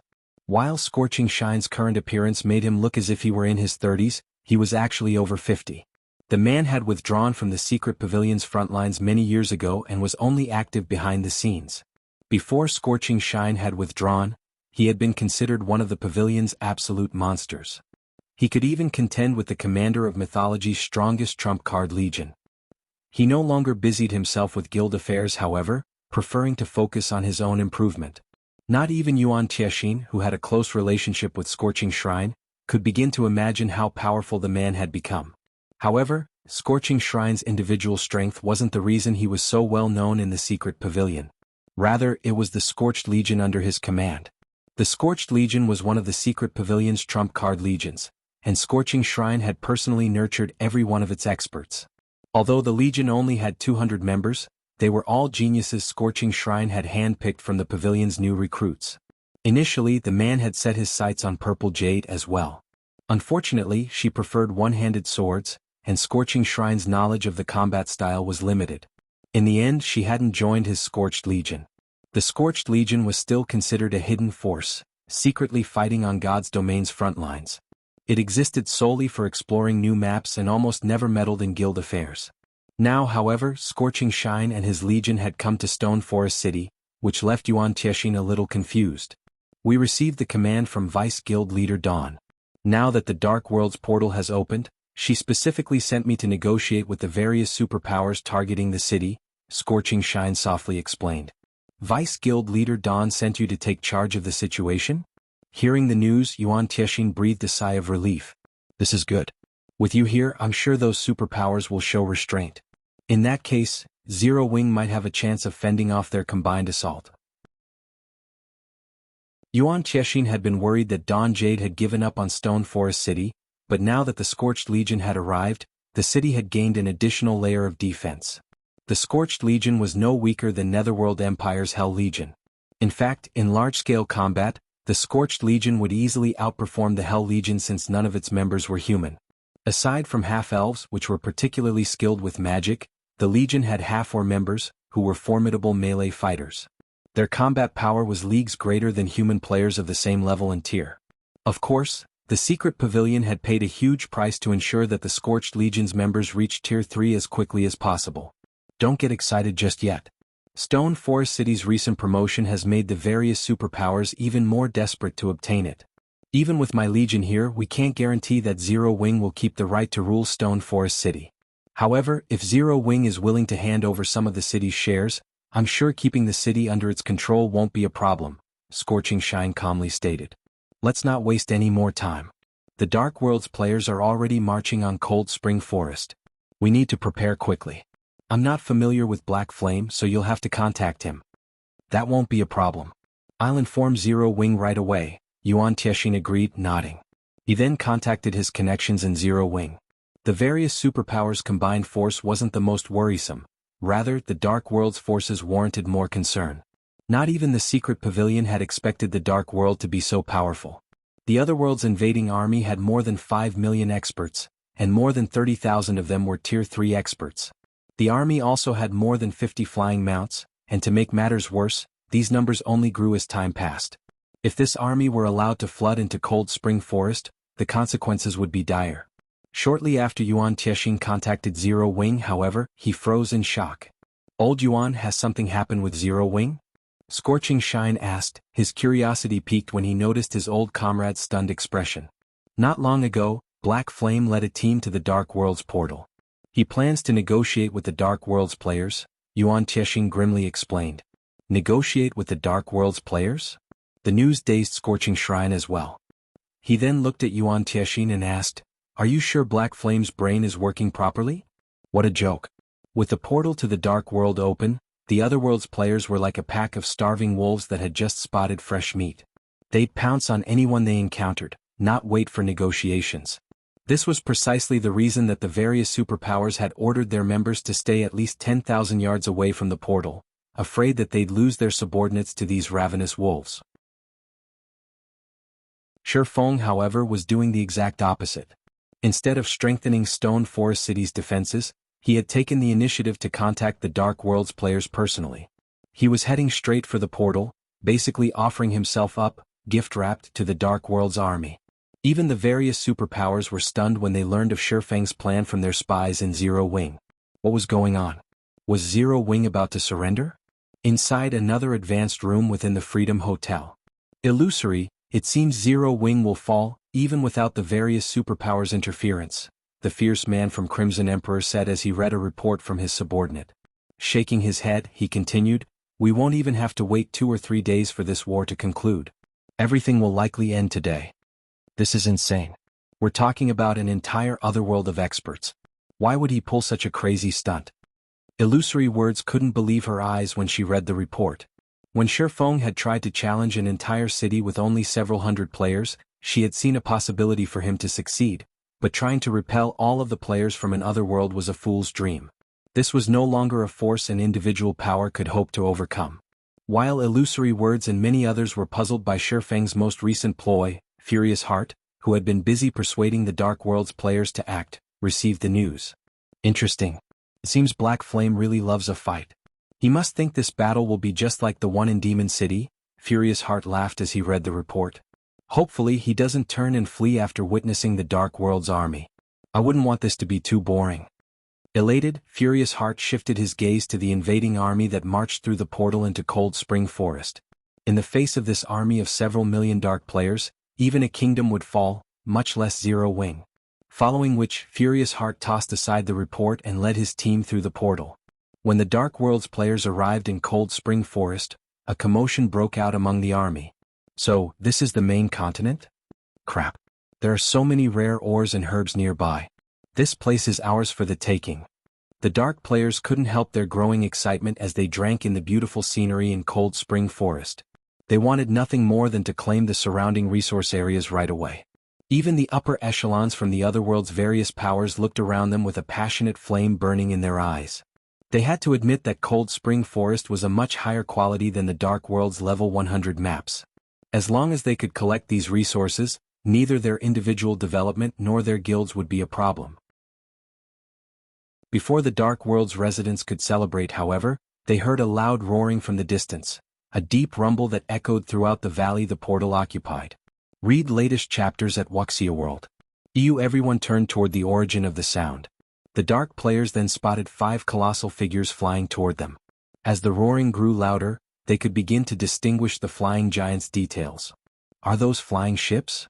With a closer look and realizing what the monstrosities were, everyone was stunned. Those 5 flying ships were too massive. The largest flying mounts they had seen would be insignificant beside the steel giants. As the 5 flew in formation, they practically blotted out the sky. Chapter 2561 Zero Wings Foundations, Madness Time. Why are so many flying ships here? Did we trigger some kind of event and NPCs have come to deal with us? The sudden appearance of the 5 flying ships stunned the dark players emerging from the gigantic door. They all began to talk about the incoming ships, anxious. Flying ships were no longer a foreign concept to God's Domain's players, but their familiarity was precisely the reason that the dark players were afraid of how powerful the machines were. Flying ships were powerful war weapons and absolute kings in the skies. One of those ships could effortlessly squash humans like ants. Current players who sorely lacked aerial combat power saw flying ships as unstoppable and destructive tools. With 5 flying ships approaching, why wouldn't these dark players worry? Wait, something's not right. There are players aboard the flying ships. A Tier 3 ranger, gifted with sharp vision, shouted as he pointed to the Crimson Dragon flying ships hovering above them. Nearly everyone's eyes narrowed as they tried to get a better look at the ships, and just as the Tier 3 ranger had announced, players stood on each of the flying ships' decks. While they were still too far off to get a clear view of the players, the green diamond markers were undoubtedly above the blurry figures' heads. Who are those people? They actually have flying ships. Could it be a super guild? Their curiosity piqued, the dark players wondered who piloted the incoming vessels. Flying ships were still far out of reach for the Dark World's residents. They barely had any flying mounts after all, and yet 5 player-owned flying ships were flying toward them right now. Even the upper echelons from the otherworld's various major powers were stunned. 5 flying ships. Who are these people? What are they trying to accomplish? 1 or 2 flying ships might not be a major problem, but 5 was a little too much. None of them wanted to face such a force in battle. If it did come down to a fight, the outcome wouldn't be in their favor, even if they eventually won. While the Dark World's powers discussed the situation in hushed tones, the 5 ships descended, stopping roughly 100 yards above ground. A figure then jumped from one of the ship's decks, landing in the center of the dark players' army. The players on the ground unconsciously stepped back, quickly clearing the way for the figure to land unhindered. As the figure landed, the various powers' upper echelons stared with wide, shocked eyes, particularly Magic Flash and Old Forest, who had just returned from their trip to Stone Forest City. The individual who had jumped from one of the flying ships was none other than Zero Wings Guild leader, Black Flame. It's him? Impossible. When Magic Flash and Old Forest saw Shurfeng's familiar face, they couldn't believe their eyes. Any power capable of owning 5 flying ships had to be a superpower with heaven-defying strength in their opinions, and yet, the reality was that Zero Wing, a guild at risk of obliteration, was responsible for this display. How could they possibly believe this? Sure enough, it is Zero Wing, Blue Rainbow thought, standing behind Magic Flash. Unlike the 2 representatives, she didn't seem all that surprised to see Shurfeng. Is this why he is so confident? The Dark World's general populace considered flying ships to be out of players' reach, but when Dark Rhapsody had investigated Zero Wing's background, it had discovered that the guild owned multiple ships. This was why Shifeng had failed to surprise her. Of course, she wasn't entirely unfazed. She was a little shocked to discover that Zero Wing had as many as 5 fling ships. It was a few more than her guild's reports had stated. When Furious Heart saw this, his lips formed a tight frown. Intense rage and fear flashed in his eyes as he watched Shifeng. How is this possible? How does Zero Wing have so many flying ships? Furious Heart's eyes were bloodshot as he stared at the steel giants in the air. His guild had already been concerned when they received the report mentioning 3 flying ships in Zero Wing's possession. Now that he knew the guild had 2 more than that, Stone Forest City would be much more difficult to deal with. As the Dark World's major powers recognized Shifeng and were astonished over his guild's foundations, an indifferent, robust man emerged from the crowd. The instant he stepped forward, he attracted all of the major powers' attention, and everyone watched him with respectful gazes. This robust man was Dawn Dominance, World Domination's guild leader.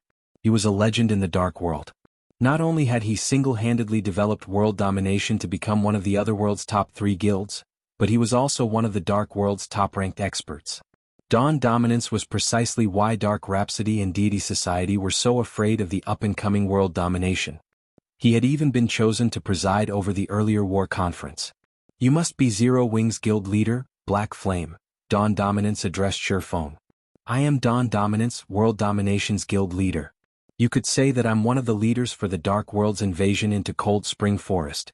May I know the reason for your sudden visit, guild leader Black Flame?" "You're correct. I am Black Flame, and I've come to inform your Dark World players of something," Shifeng said, nodding. "If you wish to persuade us to abandon our conquest of this map, forget about it. The matter was decided the moment the portal opened," Dawn Dominance said. "Cold Spring Forest resources are important to both of us, of which you are well aware, Guild Leader Black Flame. Of course, we also do not wish to antagonize Zero Wing intentionally, but we can only rely on our own strength to get what we need. I hope you understand, Guild Leader Black Flame." As Dawn Dominance finished speaking, the countless Dark players in earshot nodded in agreement. Why should only the main continent's players benefit from Cold Spring Forest resources? If one wished to acquire leveling resources, they could do so with their own power. Read latest chapters at Wuxia World. Does Black Flame really think he can scare away so many Dark players with just 5 flying ships? How naive. Furious Heart laughed softly as he watched Shifeng's distant figure. 5 flying ships was an amazingly powerful force, but if Shifeng thought he could stop several million experts from the Dark World with just this, he was a fool. Moreover, the Dark World's invasion army had over 50 flying mounts. Challenging those flying ships was entirely possible. Besides, the various powers present all had their own trump cards, which they could unleash on the steel giants. As Furious Heart's laughter died, however, Shifeng glanced around at the chuckling Dark players and shook his head. "Guild Leader Dawn, I believe you've misunderstood something. I never had any intention of negotiation with any of you. I am only here to tell you one thing," Shifeng said. "From this moment on, this teleportation gate is under Zero Wing's control."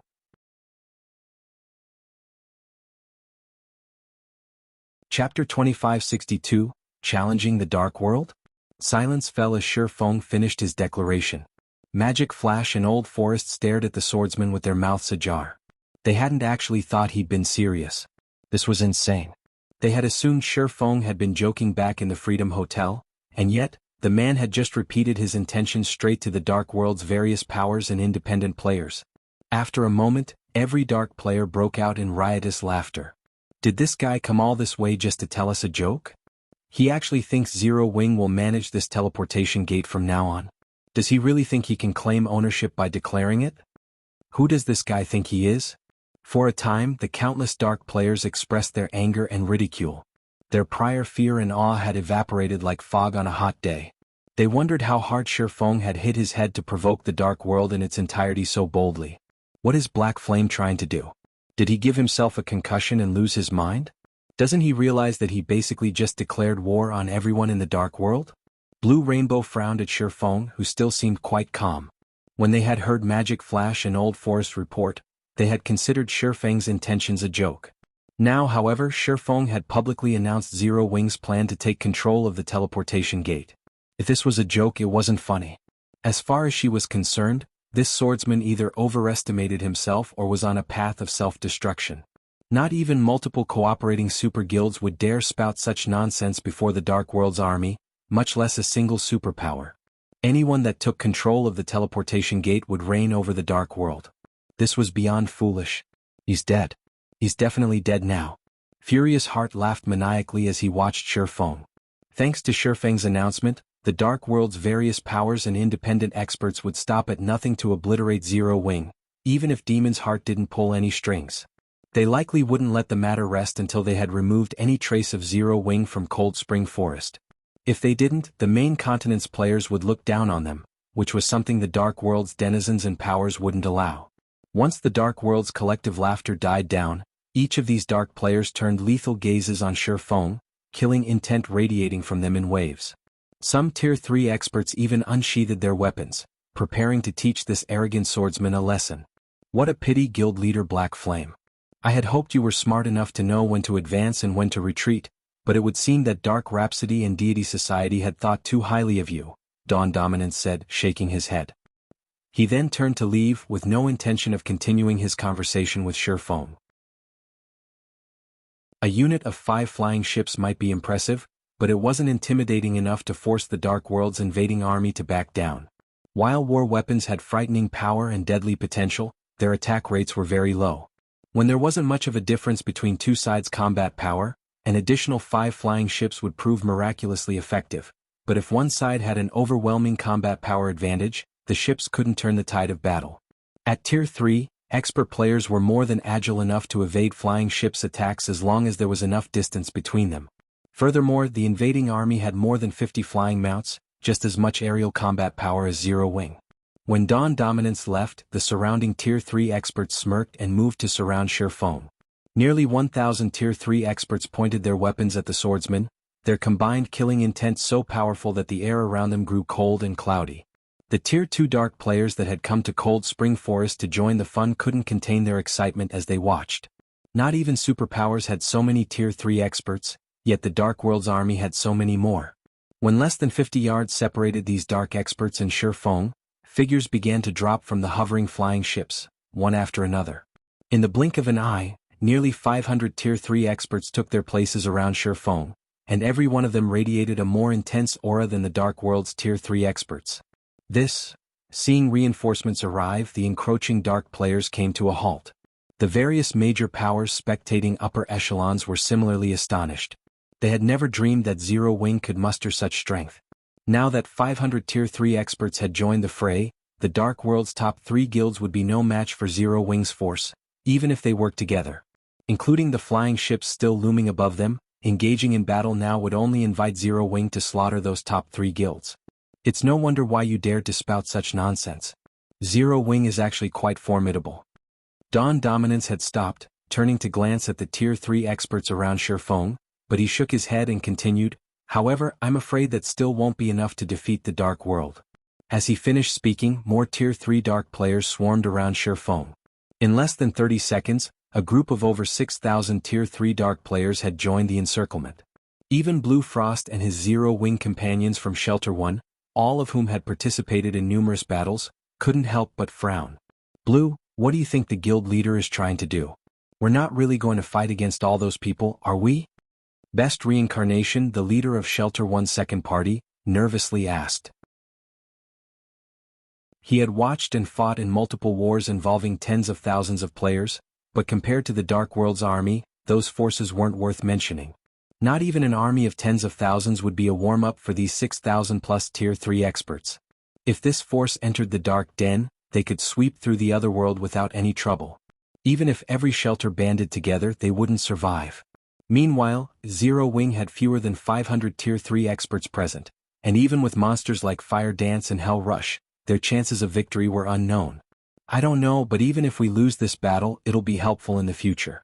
Not just anyone gets an opportunity to face such a powerful force," Blue Frost replied with a bitter smile. He had to admit that while Shifeng's behavior was insane, his blood boiled with excitement. After all, who, at this stage of the game, would dare challenge such a formidable army? Even the main continent's various superpowers were afraid of the Dark World's invading army, but not Zero Wing. If they lost, they'd lose with their pride intact. This was also a super rare opportunity to clash with a large number of Tier 3 experts, and the experience would definitely bolster their future development. Read latest chapters at Wuxia World.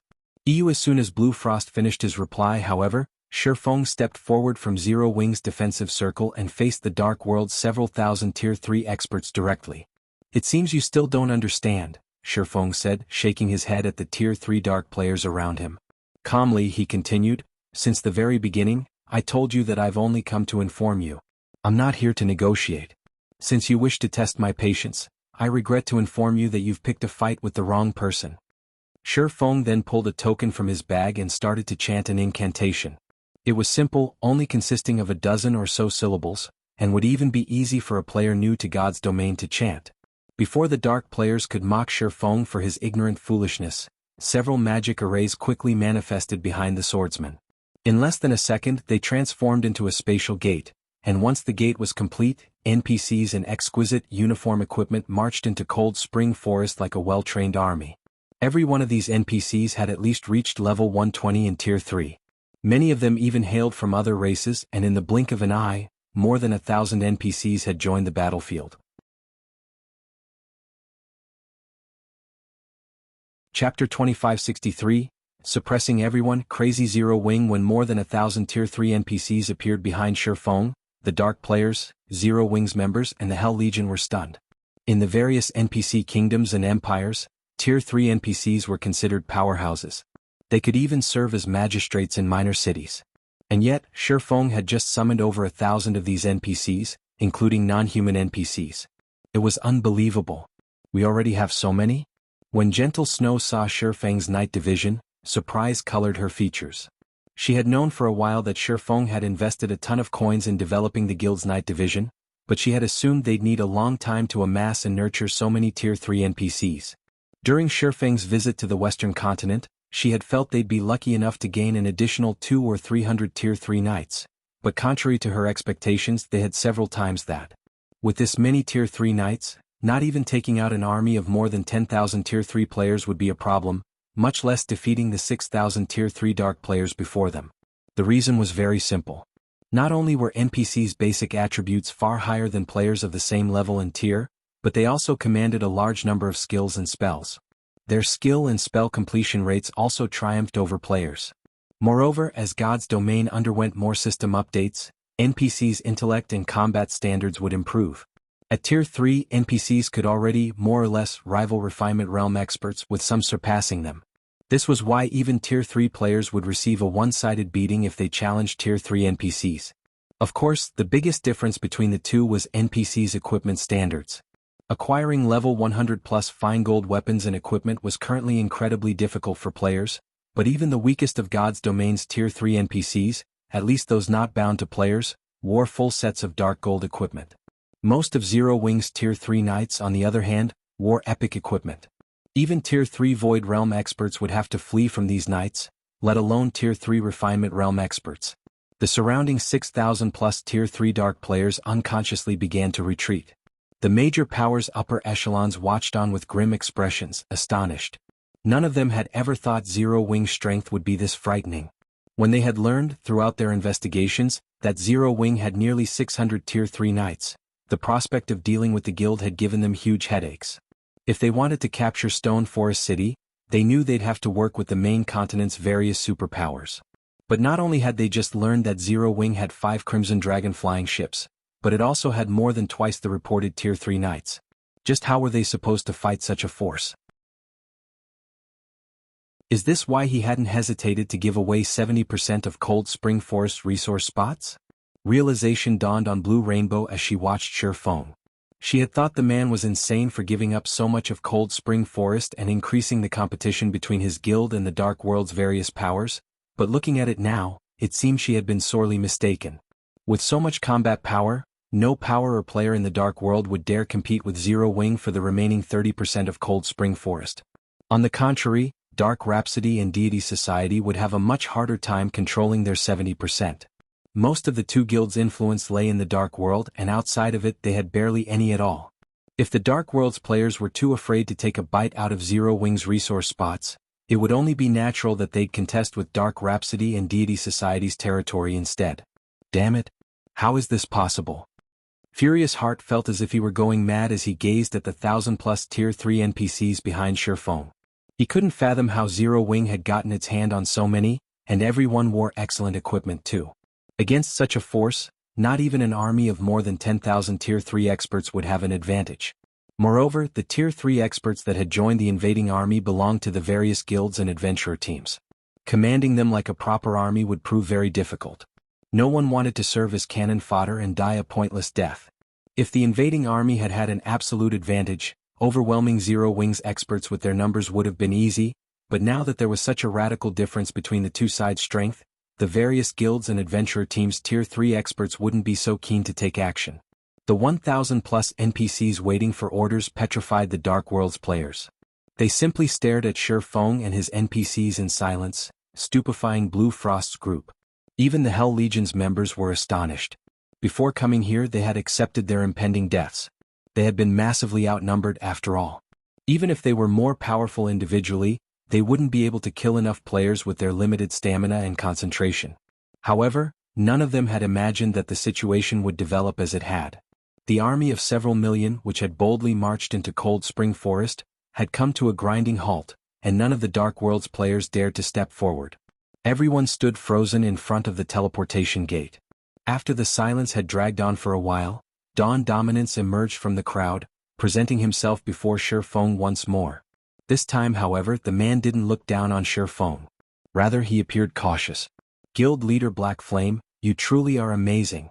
It's no wonder how you established Stone Forest City in Cold Spring Forest, Dawn Dominance said, applauding Shifeng in admiration.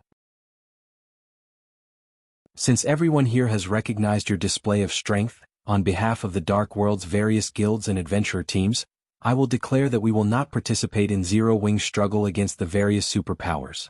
Do you find this arrangement agreeable, Guild Leader Black Flame? While Dawn Dominance spoke, the various guilds and adventurer teams' upper echelons nodded in agreement. If Zero Wing had proven as weak as they had expected, they wouldn't have had a problem, but now that they saw how mighty the guild was, they wouldn't fight it. Even if they worked with the main continent's various superpowers, capturing Stone Forest City was impossible. They'd only incur unnecessary losses if they faced Zero Wing in battle. Dawn Dominance, how can you do this? Furious Heart bellowed and raged when he heard Dawn Dominance surrender to Zero Wing. To goad the Dark World's various powers into attacking Zero Wing, Demon's Heart had offered world domination a plethora of benefits. However, now that the situation had turned south, Dawn Dominance had decided to give up. With world domination leading the Dark World's surrender, the Otherworld's other powers wouldn't target Zero Wing either. Read latest chapters at Wuxia World.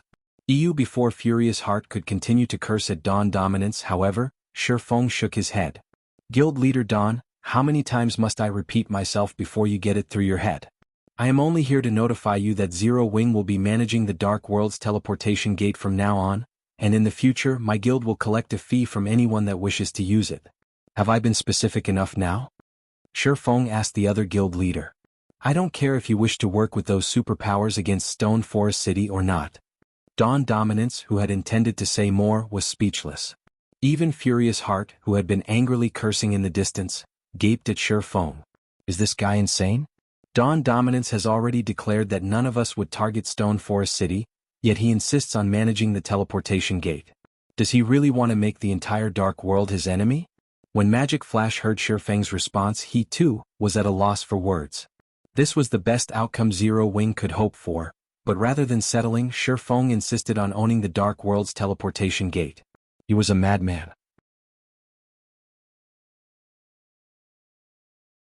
Chapter 2564, Crazy? Night Division take action. Does he really plan to start a war with the entire Dark World? Even Furious Heart, who wanted nothing more than Zero Wing and Shifeng's annihilation, was confused by the swordsman's actions. He even wondered if he had misheard the man. Instead of settling for a peaceful outcome, Shifeng continued to insist that he'd wrestle for control over the Dark World's teleportation gate. Even if they banded together, the various superpowers wouldn't dare threaten such a thing. In fact, they hadn't even harbored the thought. The teleportation gate was basically the Otherworld player's lifeline, and if a foreign power took control of the gate, all of the Dark World's residents would be subjected to that power's whims. These dark players simply wouldn't allow such an outcome. They'd fight anyone who threatened to control the teleportation gate to the death. This was why neither Demon's Heart nor the various superpowers had considered doing so. If they tried, not only would they fail, but they'd also throw their lives away in the attempt to control the teleportation gate. And yet, Shifeng didn't just consider it an option. He fully intended to succeed. As Shifeng finished speaking, the dark players around him erupted in an uproar. Is Black Flame insane? He's trying to take control of our world's lifeline. We're already giving up so much by surrendering in the fight for Stone Forest City, yet Black Flame wants a mile after we've given him an inch. Does he really doubt that we'll attack Zero Wing? The fear the Dark World's various major powers and independent players had felt a moment ago vanished. Now only fury flashed in their eyes. They all wanted nothing more than to show Shifeng the consequences for his ignorance. The Dark World players began to close in on Zero Wing's guild leader. Their Tier 3 experts, who had decided to avoid a fight moments ago, were now more than eager to teach the swordsman a lesson. 7,000, 9,000, 10,000. In less than a minute, more than 20,000 Tier 3 experts had surrounded Shifeng. Every one of them glared, radiating rage and killing intent. The guild leader's not serious, right? Evening Lotus worriedly asked from beside Blue Frost as she watched more Tier 3 experts gather around them. With the combined strength of Zero Wing's Tier 3 Knights, Tier 3 experts, and the Crimson Dragon flying ship, they could at most take on 10,000 Tier 3 experts at a time. Any more, and their risk of dying increased substantially. If they had to face all of the Dark World's Tier 3 experts, they'd be finished. Here they didn't have the protection of Stone Forest City. Moreover, NPCs were far more troublesome to resurrect than players. Generally, the various powers only used their NPCSW as a deterrent and avoided sending them into battle unless absolutely necessary. Are you serious, Guild Leader Black Flame? Dawn Dominance asked after taking a deep breath, a cold glint flashing in his eyes. While he could ignore the struggle for Stone Forest City, he couldn't ignore Shifeng's declaration to control the teleportation gate as it involved his guild's continued development. Of course. Shifeng confidently replied. He hadn't actually considered taking control of the Dark World's teleportation gate before today, but times had changed. He had developed his Night Division far faster than expected, and it was now far stronger than it appeared. Shifeng wouldn't have been able to do anything about the situation if the teleportation gate had opened anywhere else.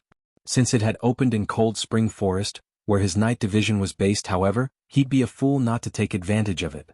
Due to the Dark World's nature, regular powers and players had an incredibly difficult time establishing themselves in the Otherworld. Not even the various super guilds were guaranteed success. Yet, as luck would have it, the Dark World offered an extraordinary amount of attributed resources, and because of this, the various superpowers of his past had done everything in their power to ally with the Dark World's various powers. However, even after paying astronomical sums, those superpowers had only acquired a small number of attributed resources to use in crafting weapons and equipment. If he were to let this opportunity slip through his fingers, he wouldn't likely find another. Good. It seems you've steeled yourself to make the Dark World your enemy, Guild Leader Black Flame. Dawn Dominance said and smiled. Since that is the case, show us what profound move you'll use to stop us. Dawn Dominance's head had begun to ache over surrendering his share of Stone Forest City's benefits. A few thousand Tier 3 experts were certainly no match for Zero Wing's current combat power. He'd need the Dark World's entire strength. Normally, however, persuading his homeworld's major powers and independent powers to dedicate themselves to what was essentially a suicide mission would be impossible. Fortunately, Shifeng had just given him the opening to succeed with an extremely persuasive bargaining chip, the Dark World's very future. This would be more than enough of a reason for the Dark World's masses to combine their strength. Even if Shifeng's group fell back to Stone Forest City, they wouldn't be able to stop the Otherworld's forces. Why are you still wasting time with him, Guild Leader Dawn? That's right. He only has a little over 1,000 Tier 3 NPCs. Even if we die and lose a level, we can recover quickly and rejoin the fight. On the other hand, those NPCs will be gone for good once they're dead. Let's see if Black Flame keeps acting so arrogantly once we've gotten rid of his NPCs. The various powers experts and independent players riled themselves up and charged at Shifeng's group the moment Dawn Dominance finished speaking. Over 20,000 Tier 3 experts and several hundred thousand Tier 2 players advanced, their footfalls shaking the entire valley. Despite their bountiful combat experience, the Hell Legion's members grew nervous, watching the incoming force with grim expressions. This battle would be more terrifying than any they had participated in. The Dark World's various powers didn't even prepare any of their trump cards. Relying solely on their numbers, the invading army could intimidate even God's domain's various superpowers. Moreover, some of the Dark players used Tier 3 defensive magic scrolls to cope with potential Tier 4 attacks. This greatly limited how effective the flying ships could be in this fight. So what if you have over 1,000 Tier 3 NPCs and 5 flying ships? None of them can reach their full potential in such a vast plain. Furious Heart excitedly shouted as he watched the Dark players swarm toward Shifeng. Every Dark player participating in the army was an expert. They had long since familiarized themselves with large-scale combat and knew how to minimize the damage enemy AoE attacks could deal.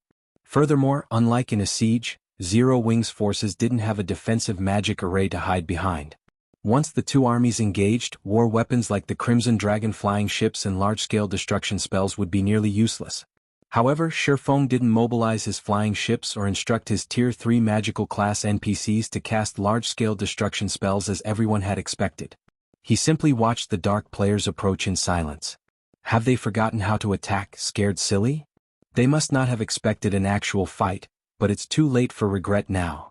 The Dark players were confused when Zero Wing's forces remained motionless, but that didn't stop them in closing the distance. 100 yards, 50 yards, 30 yards. Fools. When less than 30 yards separated Shifeng's forces from the Dark players, he swung a hand forward and shouted, "Attack!"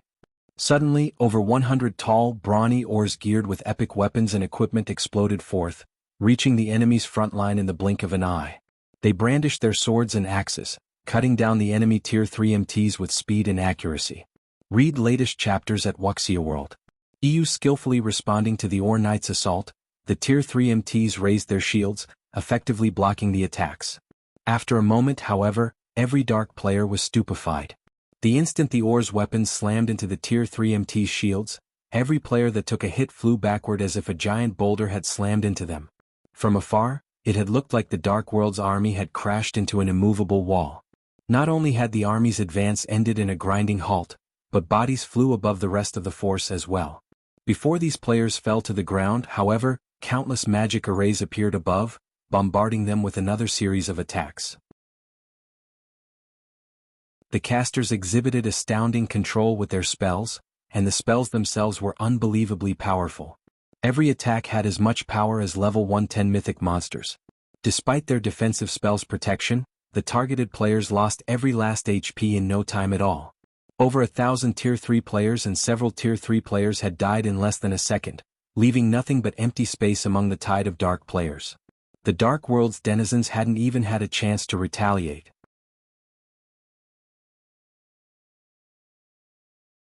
Chapter 2565, Frightening Night Division, True Despair? Less than 10 seconds after the battle had begun, the Dark players' confidence shattered. The MTs on the front line were bona fide Tier 3 players, and many of them were well-known experts in the Dark World. They had so much HP and defense that they could stand there, unfazed as other Tier 3 experts wailed on them. And yet, these same Tier 3 MTs were dying too quickly for the rear line's healers to restore their HPs. They had lost their lives without any chance to retaliate. For a moment, everyone watching wondered if those MTs had deliberately worn bronze equipment into battle. Their opponents were only level 120 plus, Tier 3 NPCs, and many of the Dark World's players had fought NPC City's Tier 3 soldiers before. Although Tier 3 NPCs might have higher basic attributes and combat standards, the difference shouldn't be this massive. Even Zero Wing's players were stunned. The Tier 3 Knights had slain over 1,000 Tier 3 players and several thousand Tier 2 players with a single round of attacks. Such a force would even give super guilds a painful headache, and putting an end to the battle would take quite a while. However, those Tier 2 and 3 Dark players were little more than infants before the Tier 3 Knights. The two sides' combat power was on entirely different levels. Only Shifeng remained unperturbed. His Tier 3 Knights only seemed to be 10 or so levels higher than the enemy's Tier 3 players on the surface. Logically, there shouldn't be such a huge gap between the two forces' strength, even if the Tier 3 Knights were fully armed with epic weapons and equipment. However, God's Domain's current players didn't know that there were significant differences among NPCs' combat power, even at Tier 3. One of the most obvious was the liberation of their mana bodies. Unlike players, NPCs did not need to invest a large amount of time to unlock their mana body's potential after reaching Tier 3. Instead, they relied on their talent and growth potential. As long as Tier 3 NPCs had the required talent and growth potential, they could unlock their mana bodies immediately. Conversely, some failed to accomplish the feat throughout their lifetimes. The applicants Shi Feng had accepted into his Knight Division were considered elites among NPCs. Their innate talent and growth potential were far superior to the soldiers in NPC cities. Hence, as soon as they reached Tier 3, they had unlocked their mana body's full potential. They hadn't needed to experiment as players did. But what about God's Domain's current players? Most hadn't even started the process of unlocking their mana bodies, let alone unlock them fully. They were 10 years too early if they thought they could stand against Shi Feng's Knight Division. Moreover, Shi Feng had employed plenty of ors, elves and giants. Their combat power was even greater than human NPCs of the same tier and level. For example, a mysterious iron-ranked or warrior could rival a secret silver-ranked human warrior. Of the non-human members of Shi Feng's Knight Division, even the weakest had mysterious iron growth potential. Not even Tier 3 peak experts in full, top-tier equipment would last more than a few seconds against these NPCs, much less ordinary Tier 3 experts. Before the Dark World's players could snap out of their daze, Zero Wings Knights swept through them again.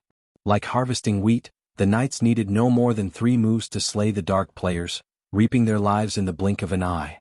None had time for elegant or astonishing combat techniques on this battlefield. Only pure strength and terror reigned.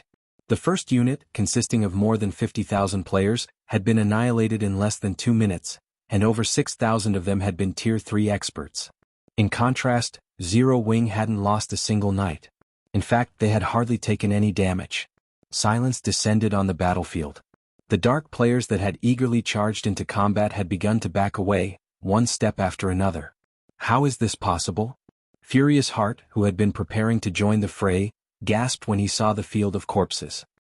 He had assumed the Dark World's overwhelming victory had been assured. He had never expected the battle to end like this. They were talking about more than 6,000 Tier 3 experts. The horrific force could easily destroy a guild city, yet before Zero Wings Knight Division, those experts had been as weak as common monsters. How do they have so much more combat power? Blue Rainbow and Elder Gold, who watched from afar, were just as shocked after watching the Knights obliterate the first wave of players. They had thought Shi Feng's confidence had been a joke. They had never dreamed that his guild was actually this strong. When Zero Wing had refrained from using its flying ships, they had seen the decision as foolish. Looking at it now, however, that was not the case. Zero Wing had merely decided against using the ships because it didn't need them. How could these 1,000 plus NPCs even be Tier 3 beings? They seemed more like Tier 4 mythic monsters and ones with incredibly high combat standards. If the Dark World wanted to defeat such a frightening force, it would have to rely on its foundations. Otherwise, it didn't matter how many players they sent at those Tier 3 NPCs. All would perish. How are these Tier 3 NPCs so strong? Dawn Dominance frowned after watching several thousand Tier 3 experts die. Gritting his teeth, he snarled, "Everyone, now is not the time to hold back. All guilds and adventurer teams, use your trump cards and crush those NPCs. If we keep holding back, Zero Wing will take the teleportation gate." The various guilds and adventurer teams' upper echelons immediately took action. Zero Wing's Knight Division might be scary, but their members were no pushovers. Like Zero Wing, they had trump cards that could boost their combat power far above what they currently wielded. One after another, the guilds and adventurer teams activated their trump cards. Tier 4 Summoning Scrolls. Advanced Magic Barriers. Tier 3 Personal Guards. In less than a minute, more than 50 Tier 4 summoned creatures and 4,000 Tier 3 personal guards appeared on the battlefield, their combined aura making everyone in the vicinity shudder. The various superpowers members watching the battle from a safe distance were especially flabbergasted. The Dark World's guilds and adventurer teams had just revealed their strength in its fullest. Amazing. Truly amazing. No individual power can hope to stand against the Dark World. Furious Heart's heart pounded as he watched. He had been shocked to see Zero Wing field over 1,000 Tier 3 NPCs, but that was nothing before the Dark World's full power. Read latest chapters at Wuxia World. Excellent. Everyone attack. Dawn Dominance proudly ordered. Annihilate Zero Wing and avenge our fallen brothers. As soon as they heard the command, the various guilds and adventurer teams sent their Tier 3 NPCs and Tier 4 summoned creatures into battle. Not even they had thought their combined strength would be so terrifying. Zero Wings players began to panic a little. Now the tides had turned.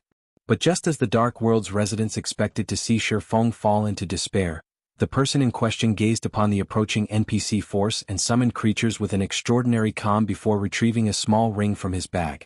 Miniature World.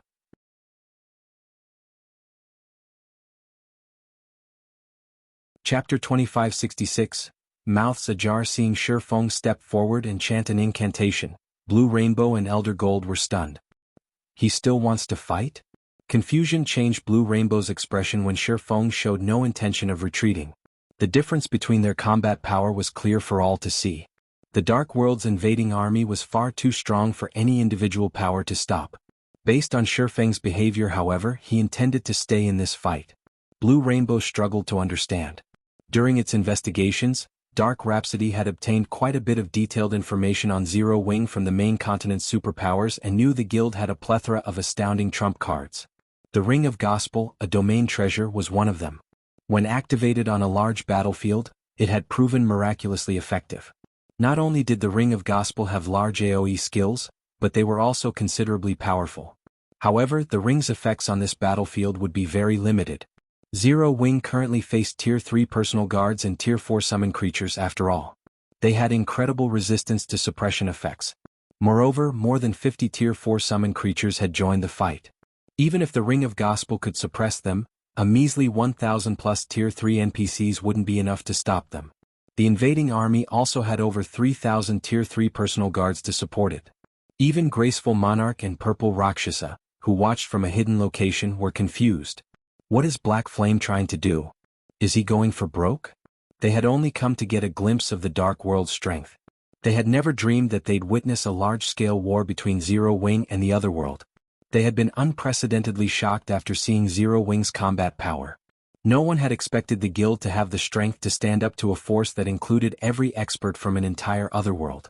Moreover, Zero Wing had even successfully deterred the Dark World's experts. The guild's strength was unbelievable. When they recalled the relatively amicable relationship between their Extreme Light Shelter and Shelter 1, they breathed a sigh of relief. If Zero Wing wanted to, its Night Division alone was more than capable of flattening the entire Dark Denver. On the other hand, Zero Wing's current opponents were bona fide Tier 3 NPCs and Tier 4 mythic monsters. With such a large difference between the two sides' combat power and numbers, retreating to Stone Forest City was the wisest move Zero Wing could make. Every one of those Tier 3 knights was a part of Zero Wing's foundations, and if they were slain, Zero Wing would be crippled. Zero Wing had already proven its strength. Once news of this battle spread, the various superpowers that wanted to capture Stone Forest City would back down. The Dark World's players and powers wouldn't underestimate Zero Wing again. In fact, they might even avoid offending the guild's members in Cold Spring Forest. While Graceful Monarch and Purple Rakshasa were fraught with confusion, something suddenly changed above the valley. A phantom world gradually descended, growing as it grew closer to the valley floor. In less than 3 seconds, not only had the phantom world grown large enough to cover the battlefield, but it also enveloped the spectating players, including Graceful Monarch and Purple Rakshasa, in the distance. The instant they felt the phantom world's power, both Graceful Moon and Purple Rakshasa felt out of tune with the world around them. It felt like they had become enemies with their surroundings. Not only had their physique started to weaken, but they also lost a significant portion of their basic attributes. The Phantom World's power also seemed to affect the Tier 3 personal guards and Tier 4 summoned creatures. They had slowed considerably, and their auras even seemed significantly weaker. What did he do? Blue Rainbow gaped, shocked when she realized how much the Tier 3 NPCs and Tier 4 monsters had been suppressed. She had experienced domain's effects before, which tended to be much weaker than magic barriers. The stronger the target was, the less the domain would suppress it. Yet Shifeng's domain had destroyed everything she thought she knew about the mechanic. Normally, not even intermediate magic arrays could suppress Tier 4 monsters to this extent, but within Shifeng's domain, their auras had weakened considerably. This domain could practically rival advanced magic barriers, and it was so massive that it covered the entire valley. She had never heard of such a powerful domain. Before anyone could react, however, Shifeng began another incantation. Ring of Brilliance. When he finished his chant, A light rippled across the battlefield, stunning every dark player in the area. Crap. This is cheating. Magic Flash cursed aloud, glaring at Zero Wings Night Division. The intensity of those knights' auras had skyrocketed, and the combined energy made them feel as if they were truly a legion of Tier 4 monsters. The knights' mental states had also visibly improved. They looked nothing like they had a few moments ago. The sudden development caused an uproar among the various guilds and adventurer teams' upper echelons, who commanded the Tier 3 personal guards and Tier 4 summoned creatures, and they halted their advance, exchanging looks. A deathly silence had fallen over the Dark World's invading army, and the passion and killing intent they had radiated was nowhere to be seen. Do you wish to continue this fight? Shifeng calmly asked after sweeping his gaze over the dark players before him. This time not one dark player dared to speak up. They simply stared back with angry, reluctant looks. Fight? More like suicide. Determined, they had revealed every trump card they had previously hidden, and yet, thanks to the Ring of Gospel's 2 skills, they hadn't even shortened the gap between their strength and Zero Wings. Rather, it had only grown. Read latest chapters at Wuxia World. Since no one responded to his question, Shifeng turned to Dawn Dominance, who still succumbed to his shock. Guild Leader Dawn, since you can speak on behalf of the Dark World, may I know if you wish to continue this battle? Shifeng asked, smiling at the robust man. Dawn Dominance's countenance turned ashen when he heard the question, and he was at a complete loss for words. If he chose to fight, he'd be sacrificing himself and his guild to oblivion. He had dispatched every Tier 3 personal guard world domination owned for the sake of driving the other guilds and adventurer teams into action. If just one of those NPCs died, his guild would suffer a huge blow. If they all died, world domination wouldn't survive. However, nothing would remain of world domination's hard-won prestige in the Dark World if he admitted defeat.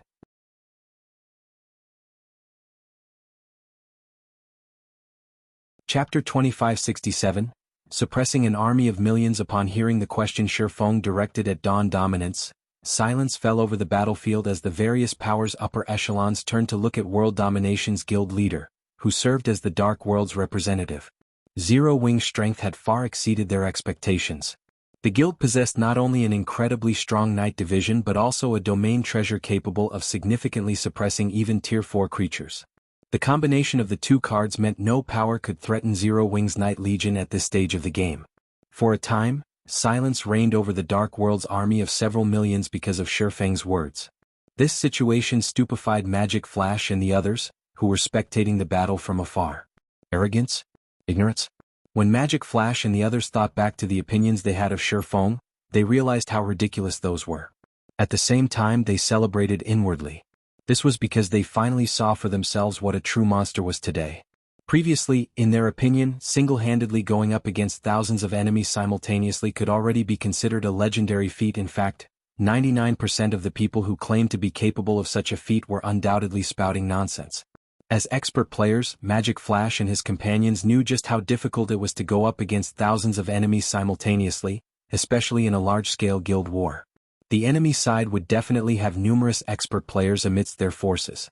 Trying to fight against thousands in such a situation ramped up the difficulty. Now, however, not only did this legendary feat happen right before their very eyes, but the scale of this feat had even been magnified by 1,000. Shifeng had single-handedly suppressed an army of millions. Due to just this one scene, they could say with certainty that the name of Black Flame would shake the entire Dark World in the future. Is he really human? Purple Rakshasa's heart pounded rapidly as she took in the army of millions remaining motionless before Shifeng. At this moment, she earnestly doubted Shifeng was human. He had intimidated several million expert players and several thousand Tier 3 NPCs. Although Shifeng's previous performance at the Extreme Light Shelter had already been plenty shocking, that feat was nothing compared to this. Even standing a great distance away, she had still shuddered upon sighting the army of millions. Shifeng, however, had single-handedly silenced these several million experts. The power and influence he wielded were simply inhuman. It seems Shelter 1 no longer has to worry about its development from now on, Graceful Monarch said, a bitter smile forming on her face as she gazed at Blue Frost, one of her rivals in the Dark Denver. Originally, Graceful Monarch thought that, with Crimson Emperor's help, the Extreme Light Shelter could surpass Shelter 1 in the Dark Denver. In light of the turn of events, however, that was categorically impossible. Zero Wing was a guild capable of suppressing an entire world's players to the point where they didn't even dare to breathe. Once news of this feat reached the Dark Den, the experts that revered strength would definitely do everything they could to join Shelter 1 and Zero Wing. Moreover, Shifeng had previously displayed extraordinary individual strength in the Dark Denver. With these two factors combined, Shelter 1 would surely become a sacred land for Dark Den's experts. After the silence on the battlefield persisted for some time, Dawn Dominance walked up to Shifeng with an incomparably gloomy expression. The pride and fighting spirit he had before were nowhere to be seen now. Guild leader Black Flame, this move of yours is indeed amazing. I'm afraid nobody ever thought that Zero Wing might actually possess so much hidden strength, Dawn Dominance said after taking a deep breath. However, it is wise not to bum one's bridges. I admit that the domain skills you used are very powerful. However, these domain skills will only remain active so long as their user is alive. Once the user dies, the effects of the domain skills will disappear. The Dark World's army might not be a match for your army, but we have plenty of people. We have more than enough manpower to spare to kill you, the user of the domain skills. Of course, I also have to admit that we will suffer plenty of losses before we succeed. However, the final outcome is similarly one that you will not wish to see, Guild Leader Black Flame. Instead of suffering mutual destruction, why don't we each take a step back? Our request is very simple. So long as Zero Wing stops having designs on the teleportation gate, everything else is negotiable. Upon hearing Dawn Dominance's suggestion, realization immediately dawned upon the dark players present. Guild leader Dawn really is the best. How could we have forgotten such a thing? Due to the immense shock they felt before, one simple thing actually slipped their minds. In God's domain, magic arrays and domain skills required a user to sustain them. Domain tools were no exception. If they killed the player using the tool, then the tool would naturally lose effect. Meanwhile, once the Dark Army no longer suffered under the effects of Miniature World, taking care of Zero Wing would be a piece of cake. However, Dawn Dominance was also correct in that they would have to pay a huge price to annihilate Zero Wing if they continued fighting, and this was not something they wished to see. The best solution now was for both sides to each take a step back. What if I refuse? Shifeng asked, smiling. At Shifeng's words, silence filled the battlefield once more. Lunatic. He's definitely a lunatic. The Dark World has already taken a step back, yet he's still insisting on controlling the teleportation gate. Is he really not afraid of losing everything? The spectating experts of the various superpowers found Shifeng's intransigence insane. Previously, the Dark World's offer to give up on participating in the superpowers' fight for Stone Forest City was already plenty shocking. Now, the Dark World was even willing to take another step back and provide Zero Wing with other benefits in exchange for Zero Wing giving up its designs on the teleportation gate. In the eyes of the main continent's various superpowers, this was an unbelievable opportunity, something any power would wish to obtain, yet Shifeng had still rejected it without hesitation. They had no doubt that this was the Dark World's bottom line. There would be no more concessions after this. If Shifeng continued insisting on taking control of the teleportation gate, then Zero Wing really would enter an irreconcilable feud with the Dark World.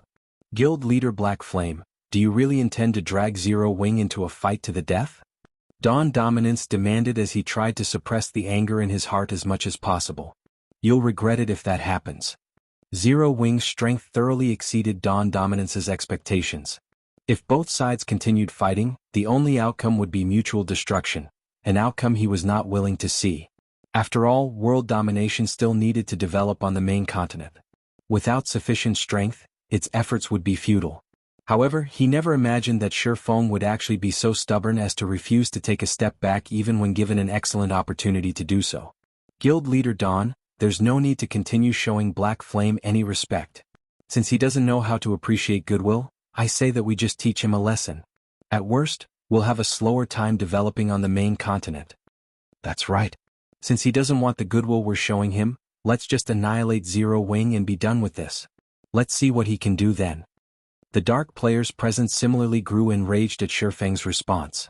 They had already offered a huge concession to Zero Wing, a condition that even super guilds wouldn't dream of obtaining, yet Shifeng had still chosen to reject it. This rekindled the various powers' thoughts of annihilating Zero Wing. A fight to the death? Shaking his head, Shifeng said, Guild leader Dawn, you're over-exaggerating things. In my eyes, it is, at most, negligible losses. Good. Since you wish to remain stubborn, You have only yourself to blame, Guild Leader Black Flame. Brothers, no need to hold back anymore. Dawn Dominance snarled as he glared at Shifeng in anger. Negligible losses? Such arrogance. Shifeng was simply too arrogant. However, just as the Dark World's army was about to advance once more, Shifeng made his move. Read latest chapters at Wuxia World. EU unsheathing killing ray, Shifeng executed a forward slash. Lightning slash. A blue lightning bolt promptly streaked through the area before Shifeng. A bystander would also see a pitch-black spatial tear following closely behind the lightning bolt. Without Dawn Dominance noticing, both the lightning bolt and spatial tear brushed past his body. When the lightning bolt disappeared, the dozen or so Tier 3 experts in its path instantly lost all their HPs. An 18-meter-tall, level 115 mythic monster standing a short distance behind Dawn Dominance was also sent flying and crashing into a bunch of dark players. For a time, deathly silence filled the battlefield.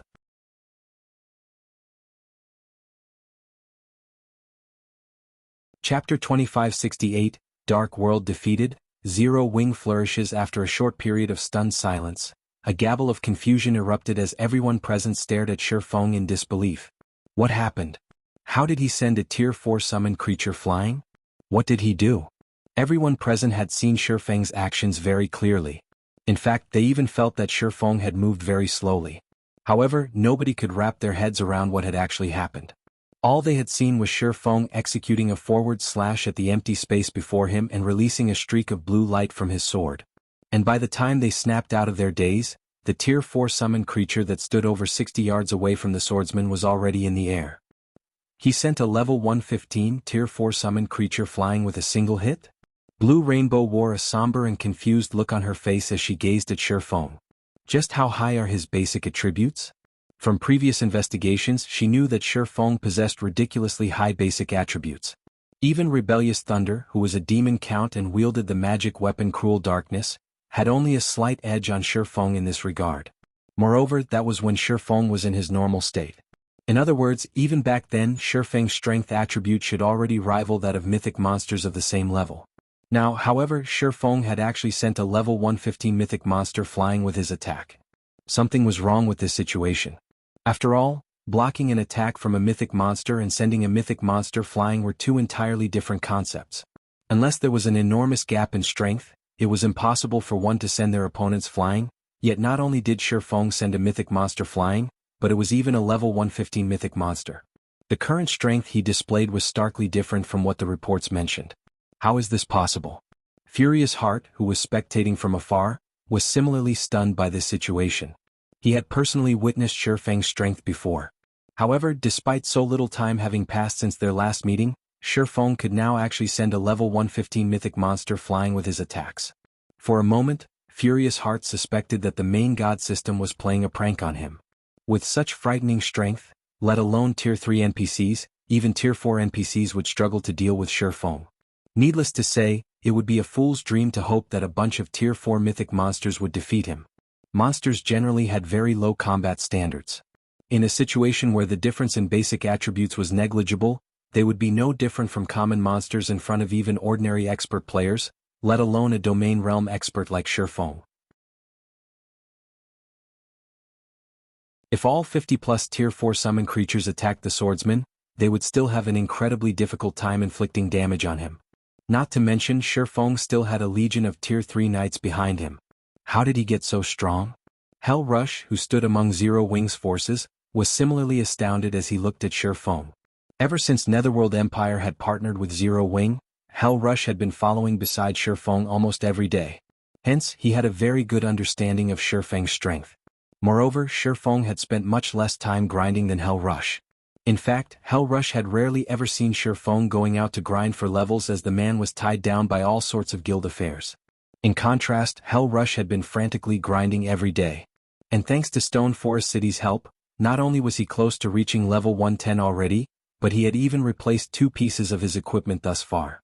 He had also achieved considerable progress in unlocking his mana body. Personally, he deemed that the gap in combat power between himself and Shifeng should have shrunk by quite a bit. However, contrary to Hell Rush's belief, not only had the gap in combat power not shrunk, but it had actually grown instead. As for Dawn Dominance, who originally planned to ridicule Shifeng for his arrogance and ignorance, he was stunned by this unexpected development as well. When he saw the Tier 4 summoned creature sprawled on the ground, his mind froze momentarily. Dawn Dominance had known that Shifeng possessed basic attributes rivaling those of mythic monsters and that the man was considered a peerless monster in God's domain. The swordsman definitely wasn't an existence that ordinary experts could hope to contend with.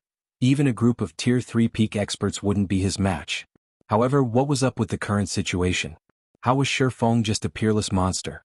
He was much stronger than even Zero Wing's 9 invincible Tier 3 knights. In fact, killing several hundred of Zero Wing's Tier 3 knights would be much easier than killing Shifeng. At this moment, only Shifeng himself remained unfazed by the latest development. In God's domain, weapons played the biggest role in determining a player's combat power. The Abyssal Blade's recent promotion into a fragmented legendary weapon had boosted Shifeng's strength beyond that of level 115 mythic monsters.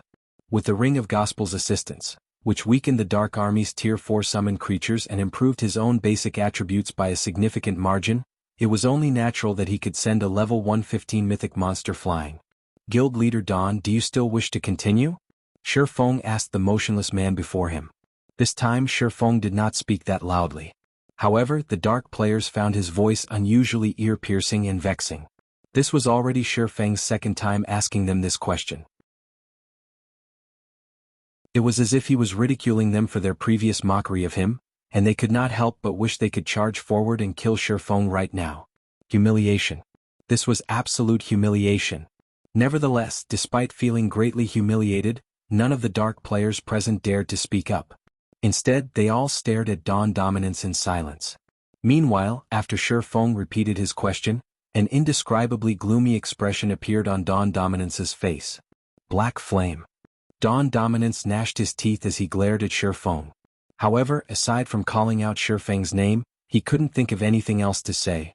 In this situation, the upper echelons of the Dark World's various powers sympathized with Dawn Dominance despite themselves. Previously, Dawn Dominance's bid to increase world domination's influence in the Dark World through this war had exasperated the various powers present. This was especially true for Dark Rhapsody and Deity Society. Currently, however, both Blue Rainbow and Elder Gold only felt pity for Dawn Dominance. After all, Shifeng was truly too vicious. By deliberately repeating his question, not only did Shifeng thoroughly humiliate Dawn Dominance, but Dawn Dominance also had no choice but to stomach this humiliation in silence. Guild Leader Dawn, if you wish to continue fighting, I won't object. Only the outcome will not be within my control, Shifeng said and shrugged as he looked at Dawn Dominance's enraged expression, indicating that he had no qualms whatsoever. Upon hearing Shifeng's words, the upper echelons of the Dark World's various guilds and adventurer teams immediately grew nervous, and they all sent meaningful looks at Dawn Dominance. The Zero Wing members and various superpowers spectating experts present gaped in shock at this sight. The Dark World that had once stricken fear into the main continent's various superpowers was now timorous after a few words from Shifeng. If they were to retell today's tale, nobody would believe them. However, it had happened right before their very eyes. Of course, the various superpowers experts could sympathize with the Dark World's players. The current battle involved the foundations of both sides. If the Dark Army perished, then the Dark World's various powers would lose all the fruits of their efforts, with nothing to show for it. This definitely wasn't an outcome they could accept. Guild Leader Black Flame, I admit that you are very powerful. The Dark World will give up on this teleportation gate. However, don't think you can feel pleased for long. You won't be able to defend this teleportation gate forever. Dawn Dominance said after taking in a deep breath. Read latest chapters at Wuxia World. EU. As soon as Dawn Dominance finished speaking, he turned around and walked back to the teleportation gate. He had no intention of staying in Cold Spring Forest for even a moment longer. Upon seeing this, the members of the Dark World's powers promptly withdrew to the Dark World as well. None of them chose to remain in Cold Spring Forest. Only a few independent players decided to stay behind and take a look at the situation. Zero Wing won just like that? Purple Rakshasa was stunned when she saw the Dark World's various powers retreating. For a moment, she felt as if she was dreaming. Against an entire world's experts, Zero Wing had actually emerged victorious.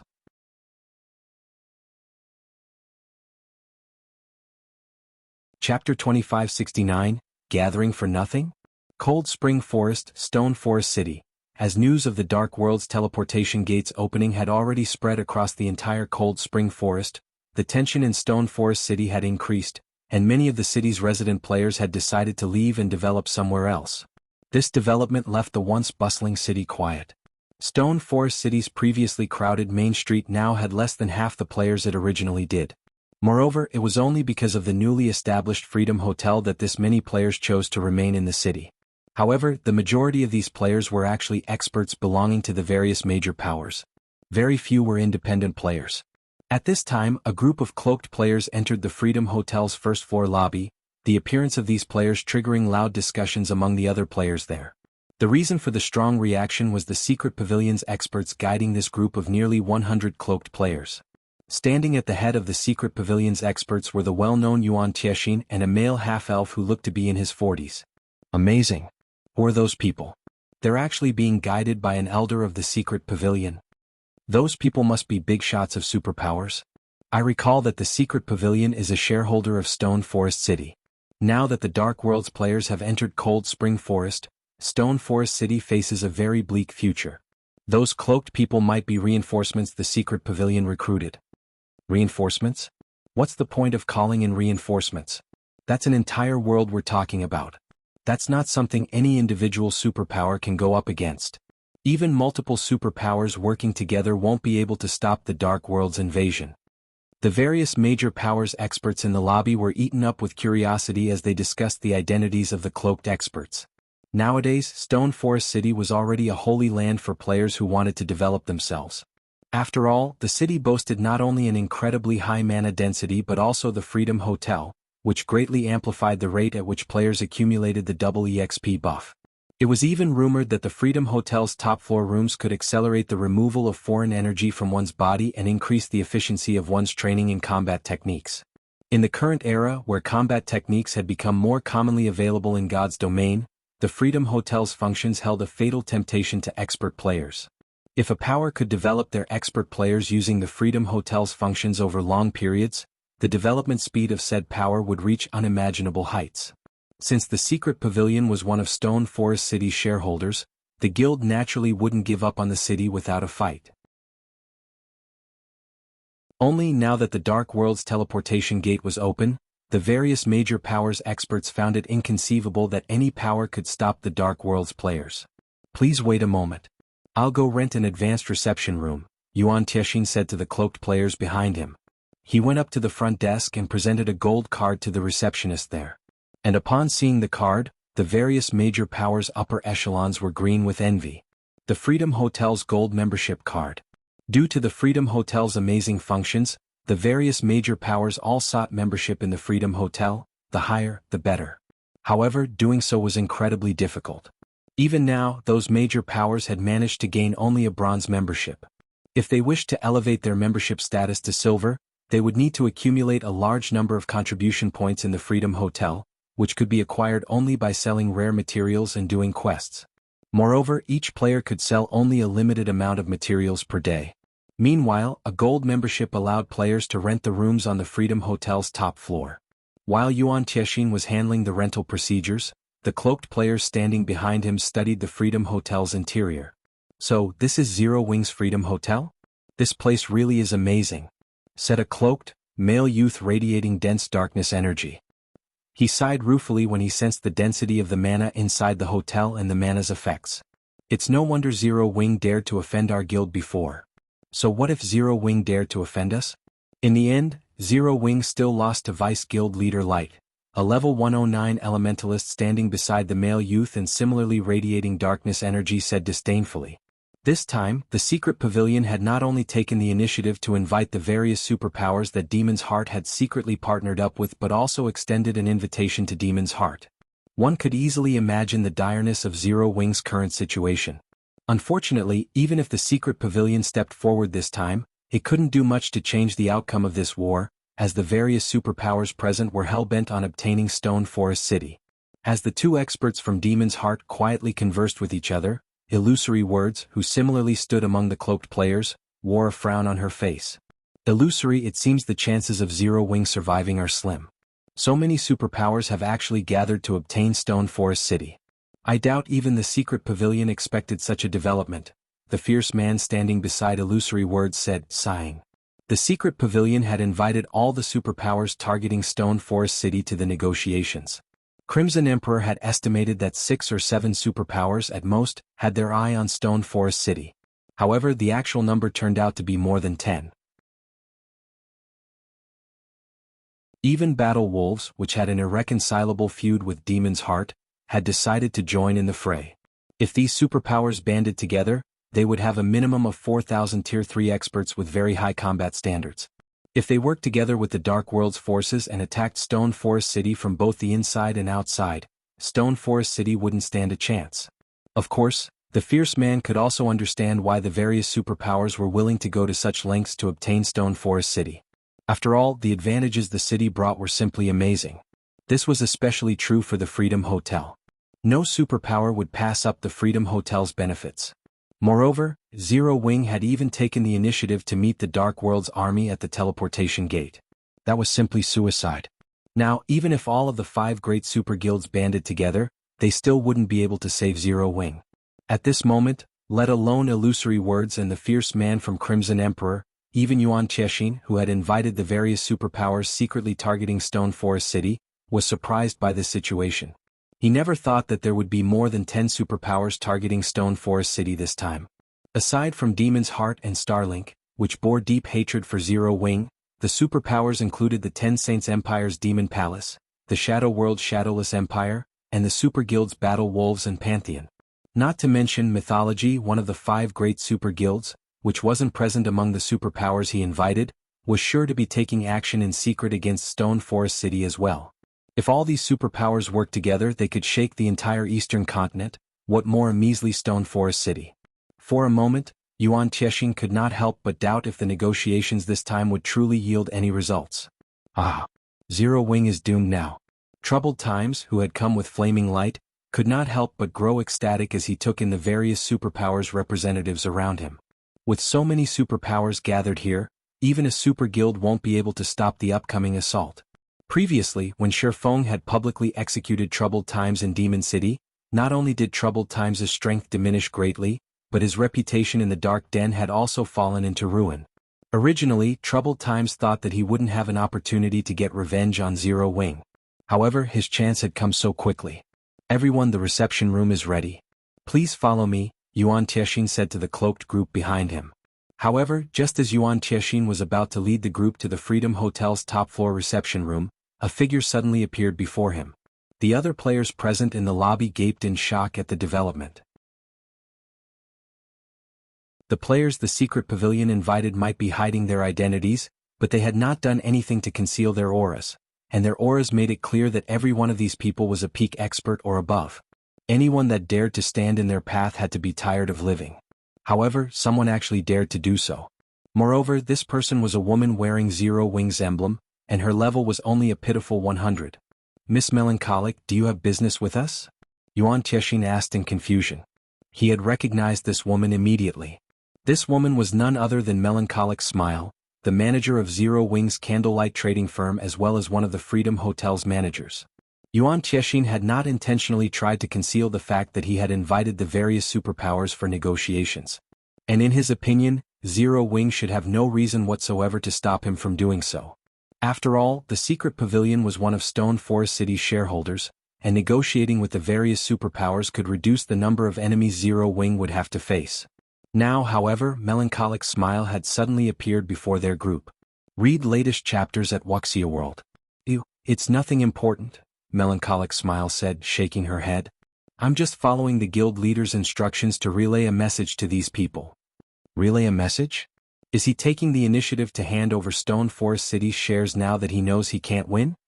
Troubled Times asked, laughing in ridicule. Upon hearing Troubled Times' words, the various superpowers experts present also started laughing. With things having reached this point already, wasn't it a little too late for regrets? Our guild leader has stated that if you wish to develop in Stone Forest City with peace in mind, then Zero Wing will welcome you with open arms.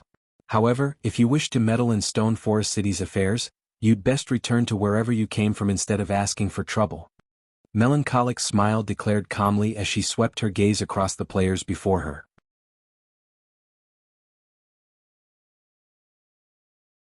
Chapter 2570, On the Verge of War, Crazy Zero Wing. At first, the players in the lobby had paid close attention to the mysterious group Yuan Tiexing had invited, and Melancholic Smile hadn't tried to keep her voice down.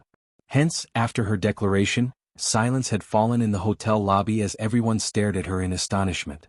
What's going on? Those people must be big shots from the various superpowers, yet she dares to speak to them like that? Amazing. Truly amazing.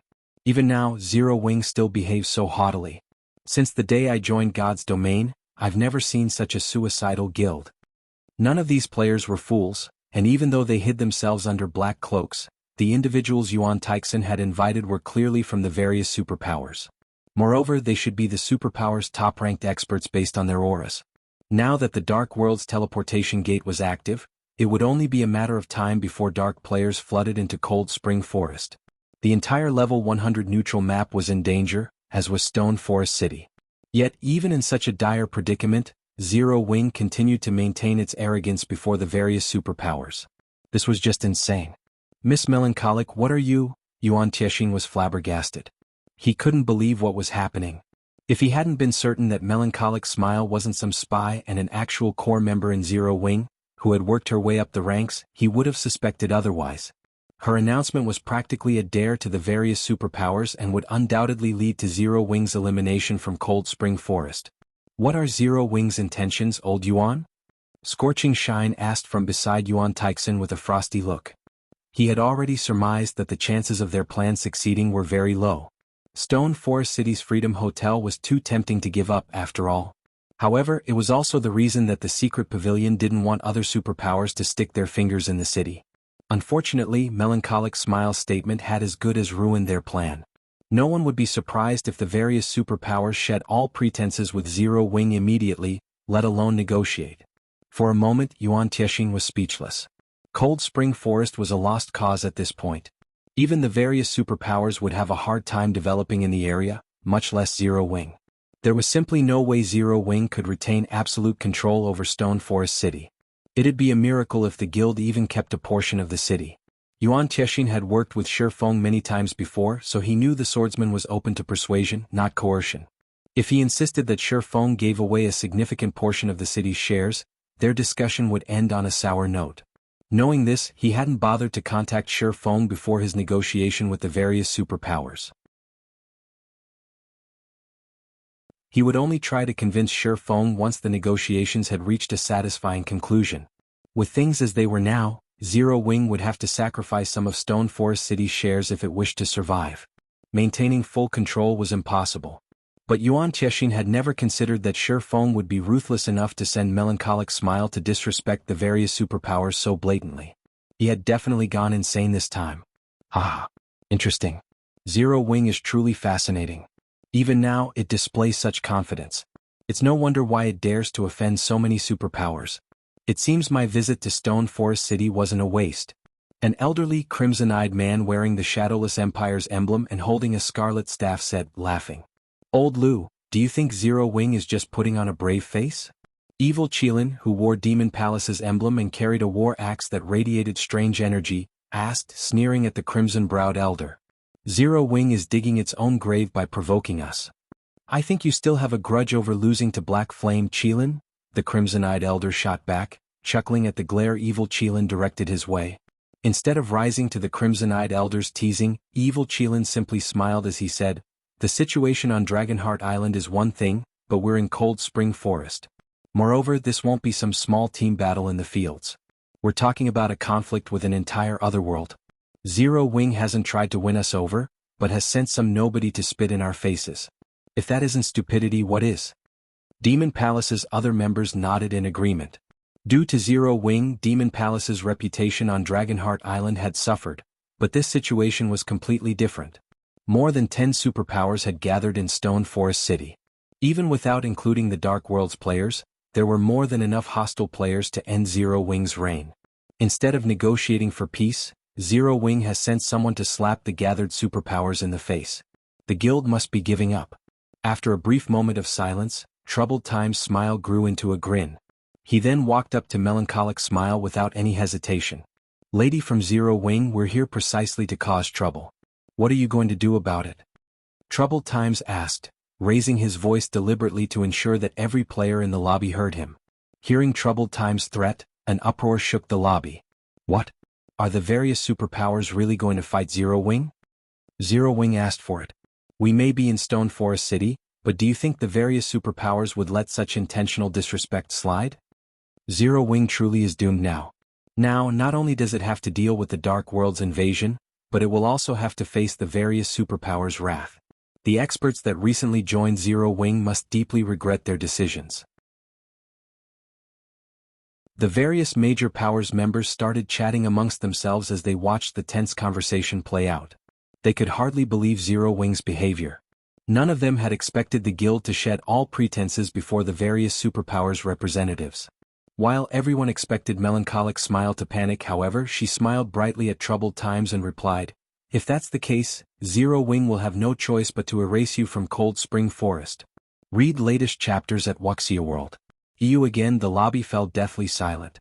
Melancholic Smile's response even stunned Troubled Times. He couldn't understand why she was so bold. Wasn't she supposed to grovel at his feet and beg for mercy? It seems your instincts were wrong this time, Illusory. That girl is just as insane as her guild leader. She's only pushing Zero Wing further down the path of no return, the fierce man from Crimson Emperor said, admiring Melancholic Smile's bravery. Every one of the various superpowers representatives wanted to declare war on Zero Wing that moment. They hadn't found a good excuse to attack Stone Forest City yet, but Zero Wing had just given them the reason they had been searching for. The fierce man looked over, expecting to see Illusory words bitter after misjudging Zero Wing, but he saw that she maintained a neutral expression, focused on a message she had just received. After a moment, she looked up and took a deep breath before informing her companion, "My instincts might have been wrong, but her statement isn't." Chapter 2571, Astonished once more. Hotel in an uproar. What do you mean? Illusory word statement confused her fierce comrade from Crimson Emperor. What did she mean by her instincts had been wrong, but Melancholic Smile wasn't? The current situation was clear for all to see, and Illusory words had acknowledged that she had misjudged Zero Wing. How could Melancholic Smile's statement possibly be correct? Zero Wing was struggling to survive.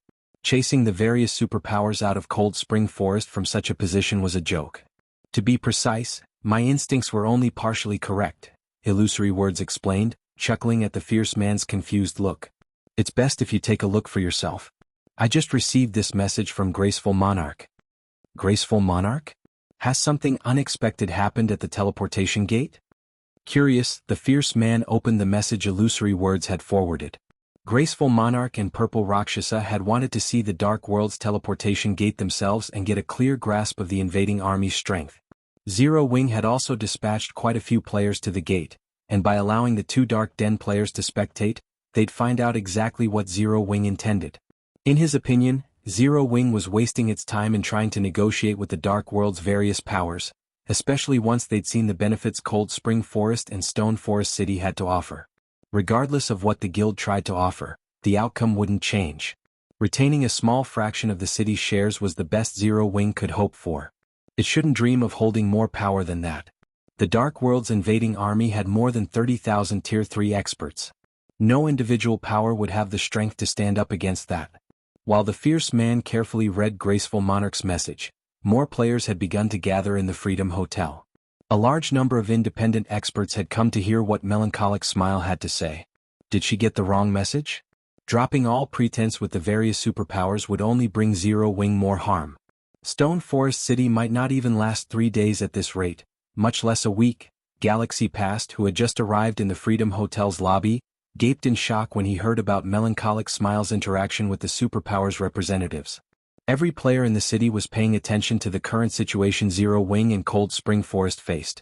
Although word of the various superpowers moving against Stone Forest City had long since reached the masses, Galaxy Pass still had a hard time believing that Zero Wing would take the initiative to offend the various superpowers. He too knew that Zero Wing would never bend to coercion, only persuasion. He also knew that the guild was insane and acted no differently than a gambling addict. Although Zero Wing's crazy bets had been astonishingly successful thus far, its current opponent was on a completely different level than those it had faced before. If Zero Wing moved against the various superpowers now, it would be caught in a dead end. Zero Wing was no longer the guild it had been. It had nearly as many resources and as much territory as the various superpowers. If the guild could stabilize its hold in Stone Forest City and continue to develop in peace, it would only be a matter of time before it became another of God's domain's superpowers. While Galaxy Past found Melancholic Smile's actions perplexing, Demon's Heart's members began to laugh. Troubled Time's laughter in particular rang throughout the lobby. He looked at Melancholic Smile as if she were a fool. Truthfully, not even he had expected this development. He had believed this woman would have tried to explain away her statement as a misunderstanding. He had never dreamed that she'd pit herself against the various superpowers directly, removing any room for negotiation. Now that Melancholic Smile had offended the various superpowers, their reputations would suffer if they didn't respond appropriately. Lady from Zero Wing, you certainly are bold. Would you truly kick us out of Cold Spring Forest if we choose to ignore Zero Wing's threat? Do you assume we won't eliminate you just because Zero Wing is the only established guild in Cold Spring Forest? Troubled Times asked, sneering at Melancholic Smile. With things as they were, he didn't mind adding fuel to the fire, ensuring that any trace of Zero Wing would be removed from Cold Spring Forest. Is still going to come down to a fight in the end? Yuan Tiexing could not help his bitter smile at Melancholic Smile's fearlessness. Personally, Yuan Tiexing admired Zero Wing's future and Shifeng's strength. Moreover, the secret pavilion had gained quite a bit from its partnership with this guild. Hence, he wished to help Zero Wing in any way he could. However, it seemed his recent efforts were for naught. Just as Yuan Tiexing was about to give up and try to find another way to deal with the gathered superpowers, a voice called out from a group of cloaked players, echoing throughout the hotel lobby. Excuse me, Miss Melancholic, but unlike the other superpowers, Battle Wolves is only here in hopes of allying with Zero Wing.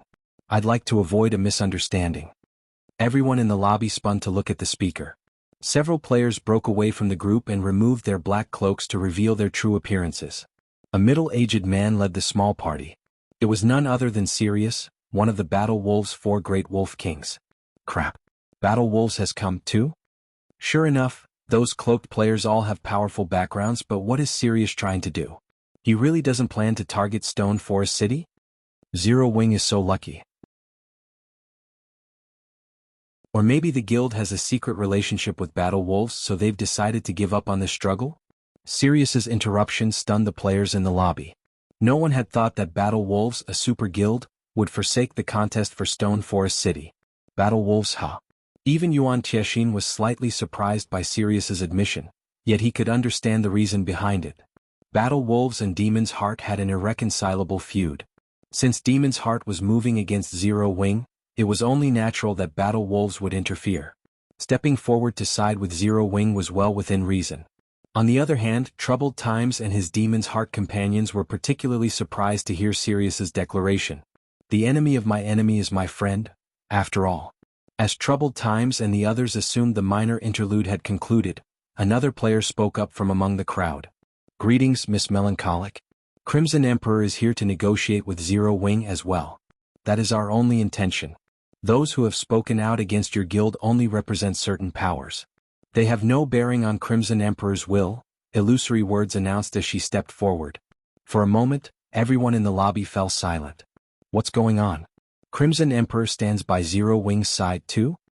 Not only had Battle Wolves declared its intentions to ally with Zero Wing, but Crimson Emperor had as well. Everyone's eyes nearly fell out of their sockets. Has Crimson Emperor gone mad? Troubled Times stared at illusory words and her entourage in confusion. While he could understand Battle Wolf's decision, he couldn't even fathom what drove Crimson Emperor. Crimson Emperor was neither a friend of Zero Wing's nor Demon's Heart's enemy, yet it was showing strong support for the former. The situation was baffling. Of course, while the two guilds allying themselves with Zero Wing was unexpected, it wouldn't affect the overall situation. Before anyone could overcome their surprise, however, several more players spoke up from among the cloaked group. Shadowless Empire also wishes to form a partnership. We have only come here with this group due to Old Yuan's invitation. Young lady from Zero Wing, please do not misinterpret our intentions, the crimson-eyed elder from Shadowless Empire declared, stepping away from the group. You really are a sleaze, old Lu. You make it sound as if Demon Palace has some other reason for being here, Evil Qilin said, similarly removing himself from the group as he rolled his eyes at the crimson-eyed elder. Read latest chapters at Wuxia World. EU. After the representatives from Shadowless Empire and Demon Palace declared their desire for peace, The other representatives, aside from those from Demon's Heart and Starlink, did the same, insisting to Melancholic Smile that they were only there to seek an alliance with her guild, nothing else. The various major powers members and independent players in the Freedom Hotel's lobby were dumbfounded as they watched the scene play out. What's going on? What has Zero Wing done? Even Yuan Tiexin and Troubled Times watched with their jaws hanging open. They had no idea what was happening either.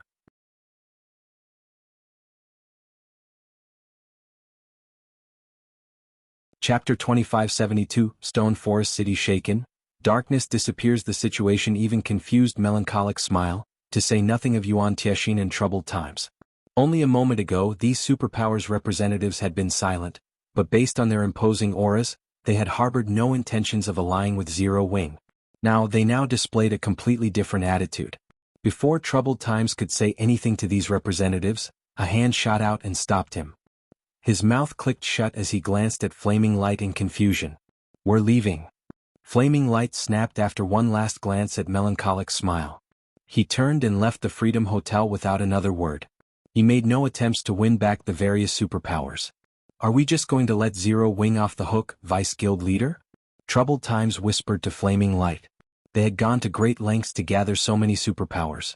Combined with the Dark World's forces, Stone Forest City, even at intermediate rank, was a fish on the cutting board. Most of the superpowers they had gathered may have abandoned the plan to attack Stone Forest City, but they could still cause enough trouble to cost Zero Wing a fortune and accelerate the city's downfall with Starlink, Demon's Heart, and the adventurer team's mythology controlled, even if they couldn't deal a severe blow. Do you think those superpowers would suddenly change their minds without a reason? Flaming Light growled as he glared at Troubled Times. Have they unearthed some sort of unexpected information? Troubled Times wondered, realization dawning on him. Those superpowers are all sly foxes. No ordinary news could make them change sides so drastically. Something big must have happened with the Dark World, Flaming Light hissed. Something's happened to the Dark World? How is that possible? Troubled Times could not help his skepticism. The Dark World was home to powerful lunatics, where the strong preyed upon the weak.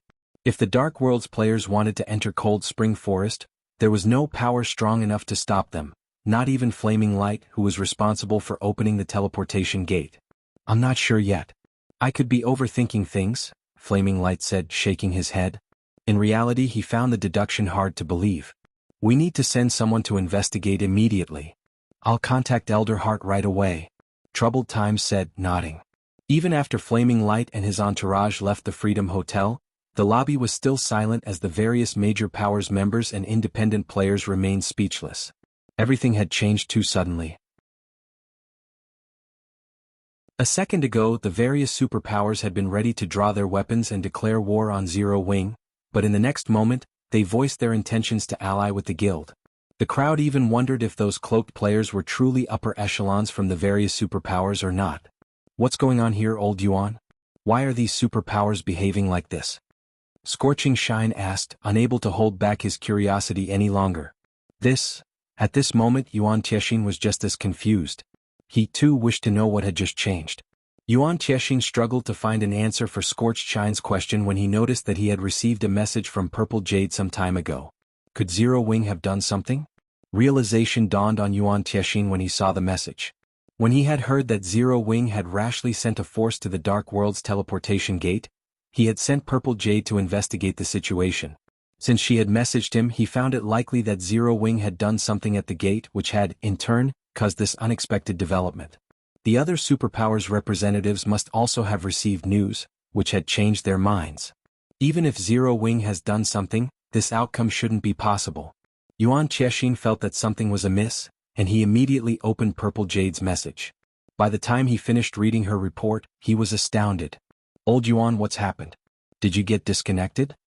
Scorching Shine asked when he saw his old comrade's slack expression. Not even Scorching Shine's question shook Yuan Tiexin from his daze. He only opened his mouth after some time and stuttered, "They won. Zero Wing actually won." "Zero Wing won? What did it win?" Scorching Shine prodded. "Zero Wing won the Dark World." After taking in a deep breath, Yuan Tiexin clearly explained, "Zero Wing just won the Dark World at the teleportation gate." "Won the Dark World?" Yuan Chexin's abnormal behavior baffled Scorching Shine. The man was, after all, utterly incoherent. Did he have Alzheimer's? For a moment, Scorching Shine thought it might be time to suggest to his guild leader that Yuan Chexin take a vacation. Brother Shine, I apologize. I got too excited. Yuan Chexin apologized when he realized that Scorching Shine was looking at him like a mental patient. Chuckling, he explained, a few minutes ago, Zero Wing led a legion of Tier 3 NPCs and repelled the Dark World's invading army. Dawn Dominance, World Domination's guild leader and the Dark World's representative, has publicly announced their retreat. Zero Wing has taken full control of the Dark World's teleportation gate. Zero Wing has defeated the Dark World's invading army? Are you toying with me, old Yuan?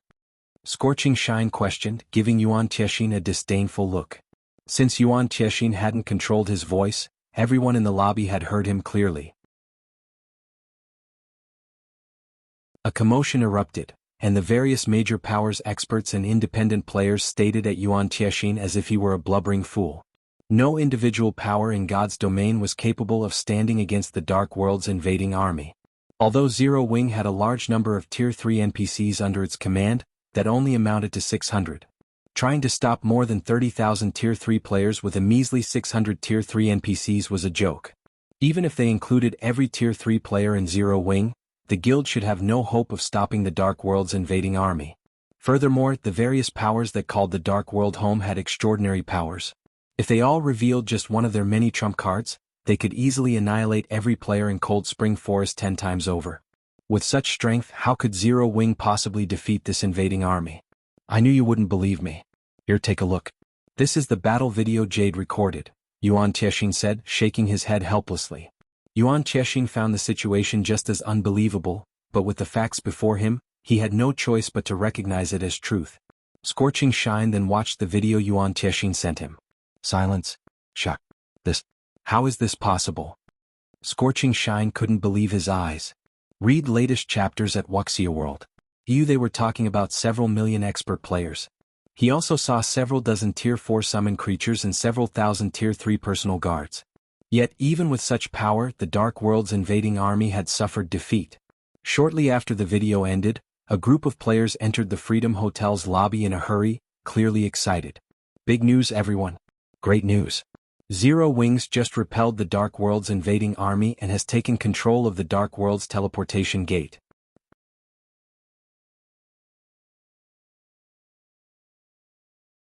Chapter 2573, Popular Stone Forest City. When the group that had just burst into the Freedom Hotel excitedly announced Zero Wing's victory of the Dark World's invading army, the players in the lobby, who had been skeptical about Yuan Chexin's stunned announcement, were flabbergasted. What? It's actually true? How could Zero Wing have possibly won? We're talking about an entire world of experts.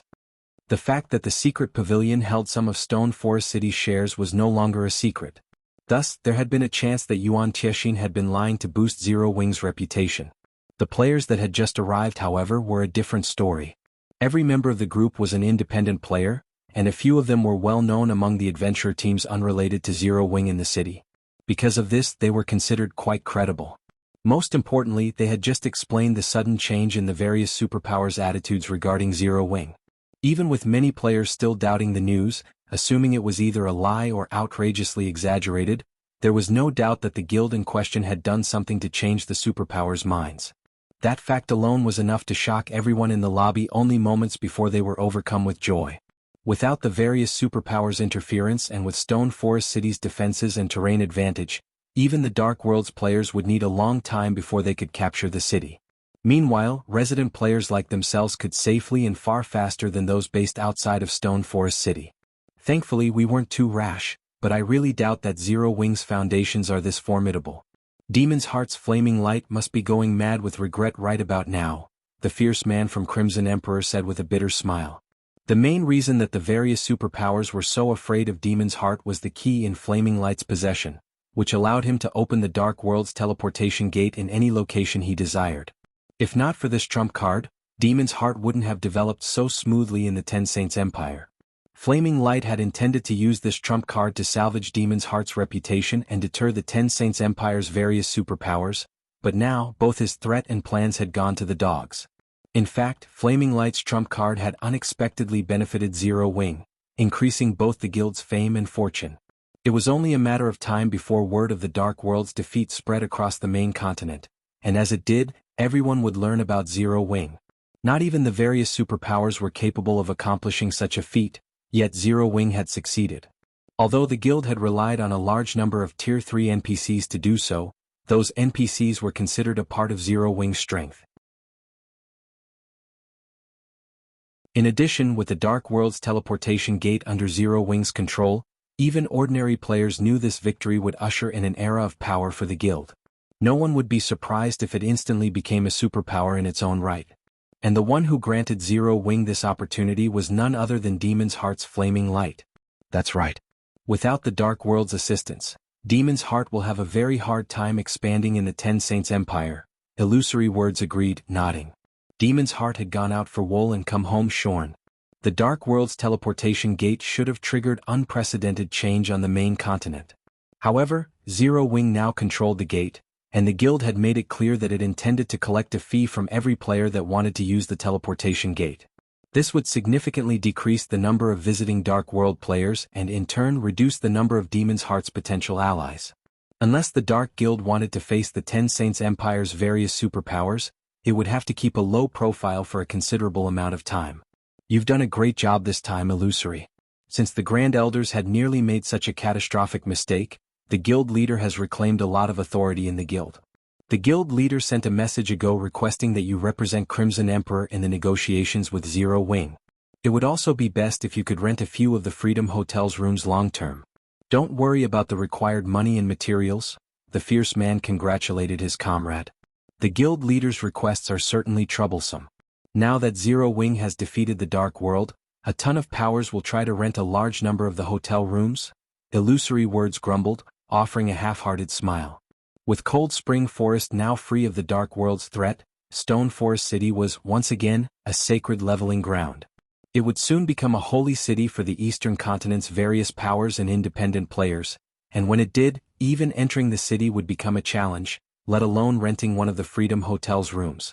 Shortly after the various superpowers meeting in the first floor lobby had concluded, news of the Dark World's defeat spread throughout the continent. As they learned of the event, many powers began to regret their decision to abandon Stone Forest City the moment things had turned south. Crap. How is this even possible? Zero Wing is so awesome. Even an entire other world of players is helpless against that guild.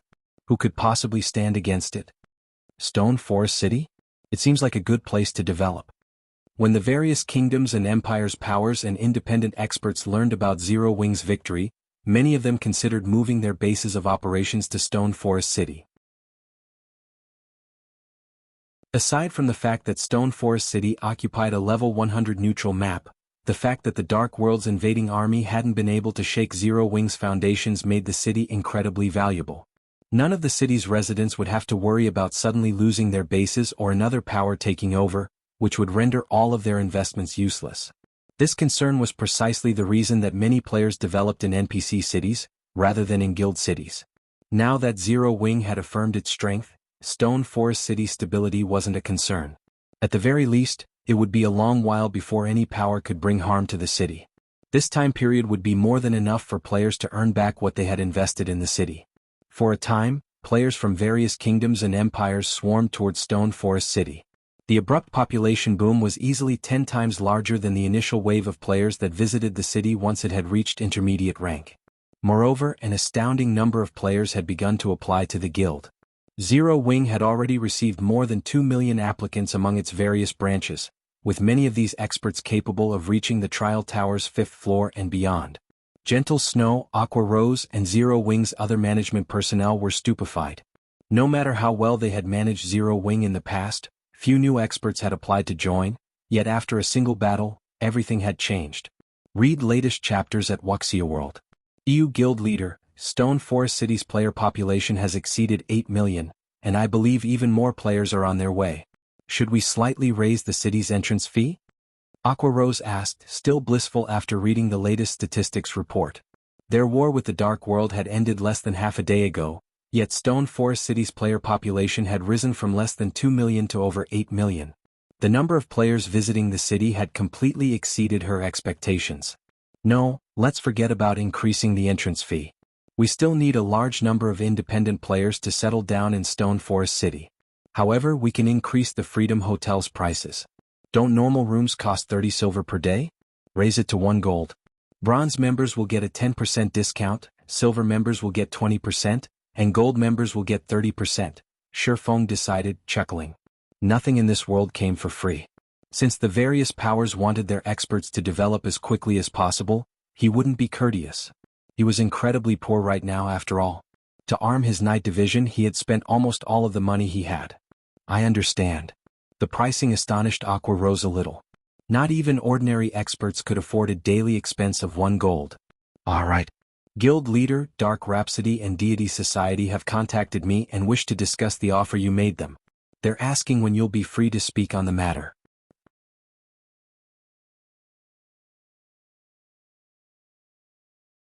Chapter 2574, Ancient Gods Tower, Stone Forest City, Freedom Hotel's top floor reception room. Blue Rainbow from Dark Rhapsody and Elder Gold from Deity Society sat on a sofa, an awkward silence between them, in a spacious, luxurious reception room. Magic Flash and Old Forest sat beside them just as dazed. This was simply too humiliating.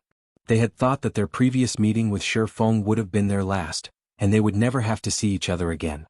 They had seen Shifeng's hope of a stronger partnership between their guilds as nothing more than wishful thinking. However, less than 2 days after that meeting, they had sought the swordsman out again. Meanwhile, Shifeng had transformed his brazen declaration into reality, taking control of the Dark World's teleportation gate and the Otherworld's lifeline. If any of the Dark World's powers or players wanted to continue and accelerate their development, they'd have to travel to Cold Spring Forest. However, Zero Wing's teleportation fees were just fraudulent. The guild actually charged 1 darkness crystal or similarly attributed magic crystal per person. Attributed magic crystals were even rarer than ordinary magic crystals, and dark players needed darkness crystals for their growth. In fact, they needed a lot of them. There weren't even enough darkness crystals to go around for the Dark World's various powers and independent players, yet Zero Wing was cruel enough to charge darkness crystals as its teleportation fee. Worse yet, they couldn't defeat Zero Wing. To secure its hold on the teleportation gate, Zero Wing had established a permanent magic barrier around it, in addition to stationing 2 Crimson Dragon flying ships, 8 combat puppets, 600 Tier 3 knights, and 2,000 Tier 2 knights to guard the gate. The defenses Zero Wing had set up around the teleportation gate were maddening. Sending an army of 20,000 Tier 3 experts would be futile against such high security, much less sneaking through. The only option the Dark World's powers and players had left was to hand over the required fee obediently. After Blue Rainbow and the others waited for a while, the reception room's doors opened abruptly, and Zero Wing's guild leader, Black Flame, walked in. He was the monster that had single-handedly deterred the Dark World's army of several million players. However, Shifeng seemed like a completely different person at the moment. When he had stood before the Dark World's teleportation gate, he had radiated an incredible aura that frightened everyone in his presence. But now they couldn't even detect the hint of an aura, as if he were just an ordinary player. Similar to Blue Rainbow and the others' first meeting with this swordsman, he seemed harmless. Rather than contempt, however, they only looked at Shifeng with fear in their eyes. They hadn't paid much attention to him during their last meeting, but now that they did, they couldn't even consider Shifeng as human. He felt more like a plant, nearly non-existent. As Blue Rainbow and Elder Gold began to stand to greet him, Shifeng gestured for them to remain seated, dispensing with the formalities. He then smiled and asked, "I've heard that you've conveyed my proposal to your respective guild leaders? How do your guilds wish to cooperate with Zero Wing?" Magic Flash and Old Forest inwardly rolled their eyes at Shifeng's question. His actions had practically engraved his words on their guild leaders' bones, and they'd remember them for the rest of their lives. Guild leader Black Flame, your proposal has delighted our guild leaders, and they have stated that as long as Zero Wing will waive the teleportation fees for our guild members, we will help the Candlelight trading firm establish itself in the Dark World's major NPC cities. What do you think? Blue Rainbow asked. Although their 2 guilds were reluctant to accept Shifeng's conditions, they had no choice with the situation weighing against them. If they declined, both of their guilds' positions would become more disadvantageous as time passed. Waive the teleportation fee? After giving the matter some thought, Shifeng said, "That's fine, but I'd like to set up a branch shop in every NPC city in the Dark World. Of course, Zero Wing will cover the necessary expenditures." Your two guilds only need to resolve the issue of land. Guild leader Black Flame, you are asking for the impossible. The Dark World is even larger than the main continent's ancient empires. While our guilds are two of the top 3 in the Dark World, we only control a small portion of the other world. We simply don't have the manpower and resources to ensure that Candlelight can operate in every NPC city, Elder Gold said, shaking his head with an unhappy smile. Dark Rhapsody, Deity Society, and World Domination had a lot of influence on the surface, but the same couldn't be said for their control on the Dark World. In the Dark World, players had partial control of the various NPC cities.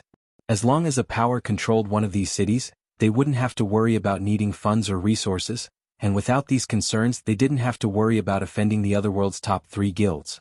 To put it simply, helping Candlelight secure branches in the Dark World's major NPC cities was a colossal challenge. Both guilds would have to pull a lot of strings to fulfill their end of the bargain. Unfortunately, helping the trading firm set up shops in every NPC city would be a dream. Even if World Domination cooperated, the feat wouldn't be feasible. There is something else we need to inform you about, Guild Leader Black Flame, Blue Rainbow said. Due to your actions at the teleportation gate, the Dark World's various major powers loathe Zero Wing. As a result, our guilds are risking much by allying with your guild. Moreover, Demon's Heart has traveled across the Dark World, secretly persuading the various powers to join its alliance. By the looks of it, they plan to challenge the Ancient God's Tower in the Dark World. This Ancient God's Tower is extraordinary, surviving since the Dark World's creation. There are rumors that it's connected to thousands of other worlds. Nobody had been able to clear the tower's trials yet, but as players grow stronger, the various powers will be able to activate a portion of it, if not all. If that happens, the various powers will reach the main continent, even without the teleportation gate. Only they will have to do so by passing through another otherworld. Aqua Rose and Gentle Snow, who stood behind Shifeng, frowned at the news. If what the female Dark Knight said was true, wouldn't that mean the effort they had put into capturing the teleportation gate would go to waste? The Ancient God's Tower? Shifeng had some recollection of this name. Read latest chapters at Wuxia World. The Ancient God's Tower was connected to thousands of other worlds. It was also one of the reasons that the Dark World was considered a special otherworld in God's domain. However, since no power had taken control of the Dark World's teleportation gate in his past, none of the Dark World's powers had bothered to challenge the tower's trials. Activating the Ancient God's Tower was insanely difficult after all. Of course, while current players had no hope of fully activating the Ancient God's Tower, activating some of it should be possible. That's right. The Dark World's various powers have already turned their focus to the Ancient God's Tower, and Demon's Heart has quite a bit of resources and information relating to it. I'm afraid it won't be long before the various powers band together to challenge the tower, Blue Rainbow said, nodding. 1 darkness crystal per person was no trivial cost. No one would pay such a high fee unless necessary. What if I can help you secure the Ancient God's Tower within a short time? Shifeng asked.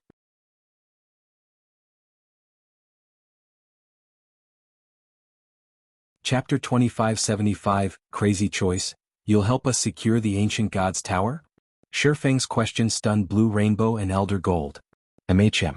As long as you secure the Ancient God's Tower before anyone else, you'll have full control of the tower's teleportation array for a certain time, correct? Shifeng said. The Ancient God's Tower had a total of 7 floors, and each housed several teleportation arrays to different otherworlds. Some were even connected to resource-rich secret lands. The first player to conquer any of the floor's trials would become the floor's first floor master. Once a month, players could contest for the title. If Dark Rhapsody and Deity Society could conquer the Ancient God's Tower's first floor, they would have full control of that floor for the next month, and no one could leave the Dark World through the teleportation arrays during that time. Guild Leader Black Flame, you might not be aware, but the Ancient God's Tower isn't like the Dark World's teleportation gate. Aside from the intense suppression non-dark players like yourself face in the Dark World, players are prohibited from using tools within the tower. NPCs cannot enter the tower either. Players will have to rely on their own strength and skills to clear the trials, Elder Gold said. He didn't doubt Zero Wing's strength, but the Ancient God's Tower was in the Dark World, where non-dark players wouldn't be able to exhibit their full strength. Including the ban on tools and NPCs, Zero Wing wouldn't accomplish anything in the tower. If it were so easy, Demon's Heart wouldn't have bothered to gather the Dark World's various powers in an attempt to conquer the tower and would have sought the help of the main continent's superpowers instead. The various superpowers certainly had the strength to trample the Dark World's various powers normally. That's right. Not only do the Ancient Gods Tower's trials have a strict time limit, but we'll also need a minimum of 200 Tier 3 experts to clear them. Without enough players, we won't be able to handle the hordes of monsters within, not to mention capture the tower's cities.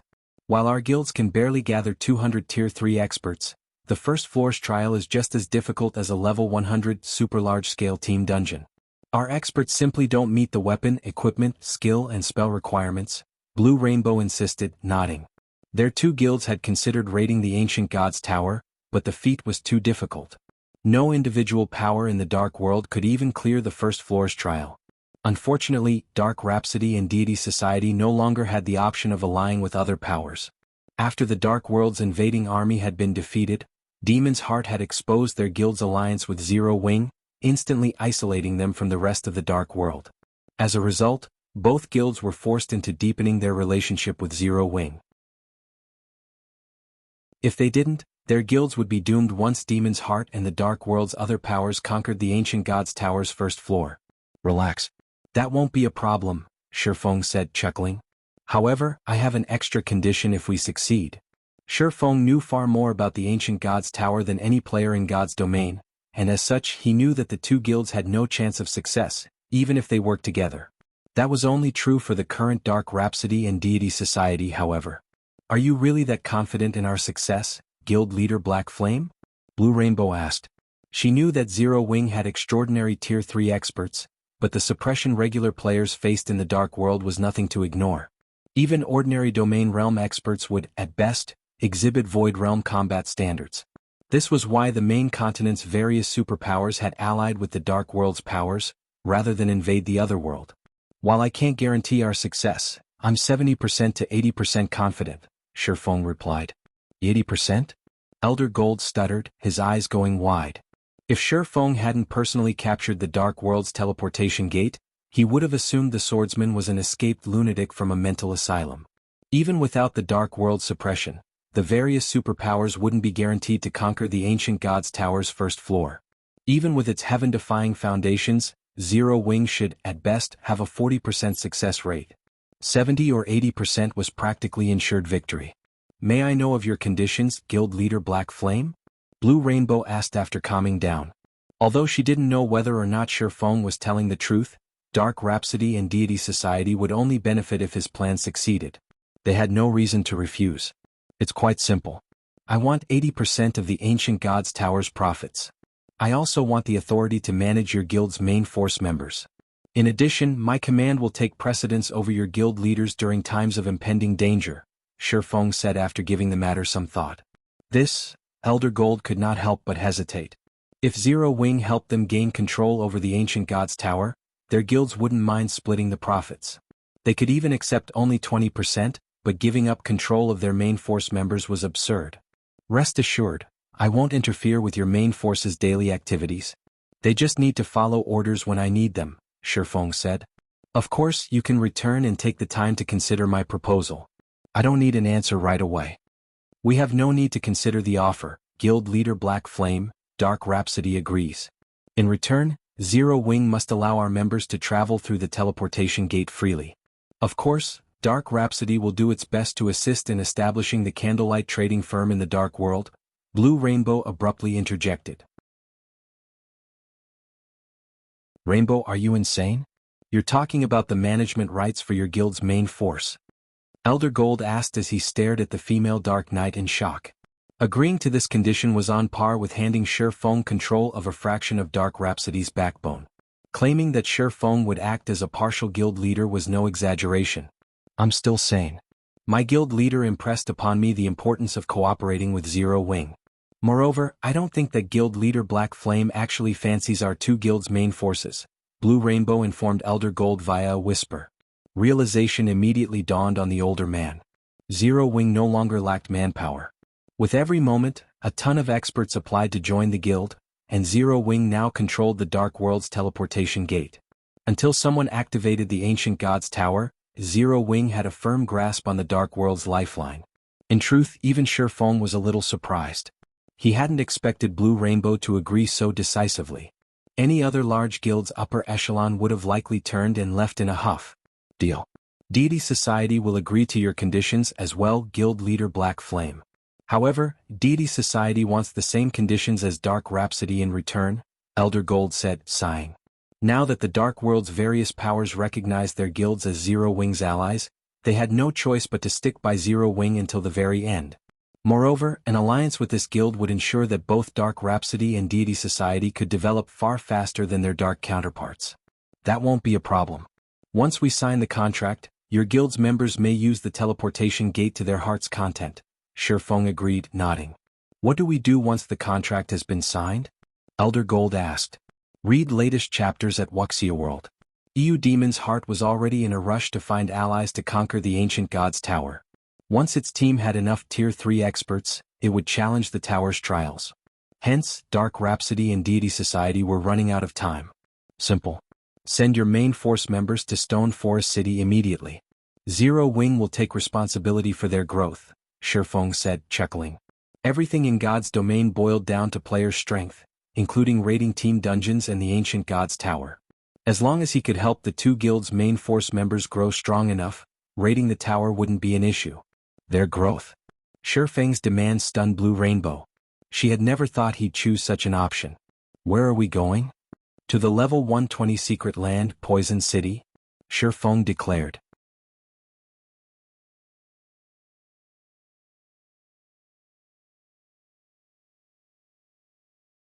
Chapter 2576, Secret Land Exploration? When Shifeng stated his intentions to travel to a level 120 secret land, both Blue Rainbow and Elder Gold were speechless. The various superpowers hadn't even entered level 110,100 man-team dungeons once. In fact, barely any players had reached level 110 yet. While secret lands weren't dungeons, they were even more dangerous. Even the safest secret land could rival super large-scale, hard-mode team dungeons of the same level. Not even superpowers would dare suggest exploring a level 120 secret land. Yet, Shifeng spoke of doing so as casually as if he were visiting the local market. For a moment, Blue Rainbow and Elder Gold doubted that they played the same game Shifeng did. What? Is there a problem? Shifeng curiously asked when he saw the two representatives' dazed expressions. And no, it's nothing. Only Guild Leader Black Flame, we're talking about a level 120 secret land. I'm afraid that with our current levels and equipment, Elder Gold said worriedly. Entering a level 120 secret land wouldn't be a problem. Even a level 1 player could do it. The problem was whether or not they could leave the secret land alive. Unlike dungeons, secret land's difficulty and number of monsters weren't fixed, but randomized. If one were lucky, a 100-man team would be enough to survive. If not, they might need a team of 1,000 players or even 5,000 to make it out. This was why raiding secret lands proved much harder than raiding a team dungeon of the same level. Normally, guilds would mobilize a large fraction of their members to raid a secret land, but after level 100, only Tier 3 experts had any chance of surviving. Tier 2 experts would only hold them back. In other words, guilds couldn't use all of their available manpower to raid level 100 plus secret lands. They'd have to rely on a small number of Tier 3 experts. This was precisely why the various major powers and superpowers hadn't bothered to raid level 100 plus secret lands, even after crossing the level 100 threshold. Relax. As long as everyone follows my orders, we shouldn't have any major problems, Shifeng said. Chukdo during his previous life, Poison City had been famous for how incredibly dangerous it was. Even when the various superpowers had dispatched a team of several thousand Tier 3 experts, they had failed to complete the raid. The various superpowers had only conquered the secret land after their experts had reached Tier 4. However, Shifeng had no intention of capturing Poison City. He only wanted the fragment of Solomon's sword that hid within. Moreover, he now had the fragmented legendary ranked Abyssal Blade and Ring of Gospel. The ring would be particularly helpful on this endeavor. Once he had become an intermediate master magician, he found he could amplify the Ring of Gospel's effects until it was even effective against Tier 4 monsters, which drastically increased his chances of obtaining the sword fragment. Now he only lacked numbers. Generally, one would need at least 1,000 Tier 3 experts to raid level 100 plus secret lands, but even with the Hell Legion's 300 Tier 3 experts, he only had around 500 under his command. It was too risky to take such a small team into the secret land. However, if he included Dark Rhapsody and Deity Society's 200-plus Tier 3 experts, he'd have a much higher chance of securing Solomon's Sword's fragment. Something still felt off to Blue Rainbow and Elder Gold, but since they had already signed a contract with Shifeng, they couldn't go back on their word for no good reason.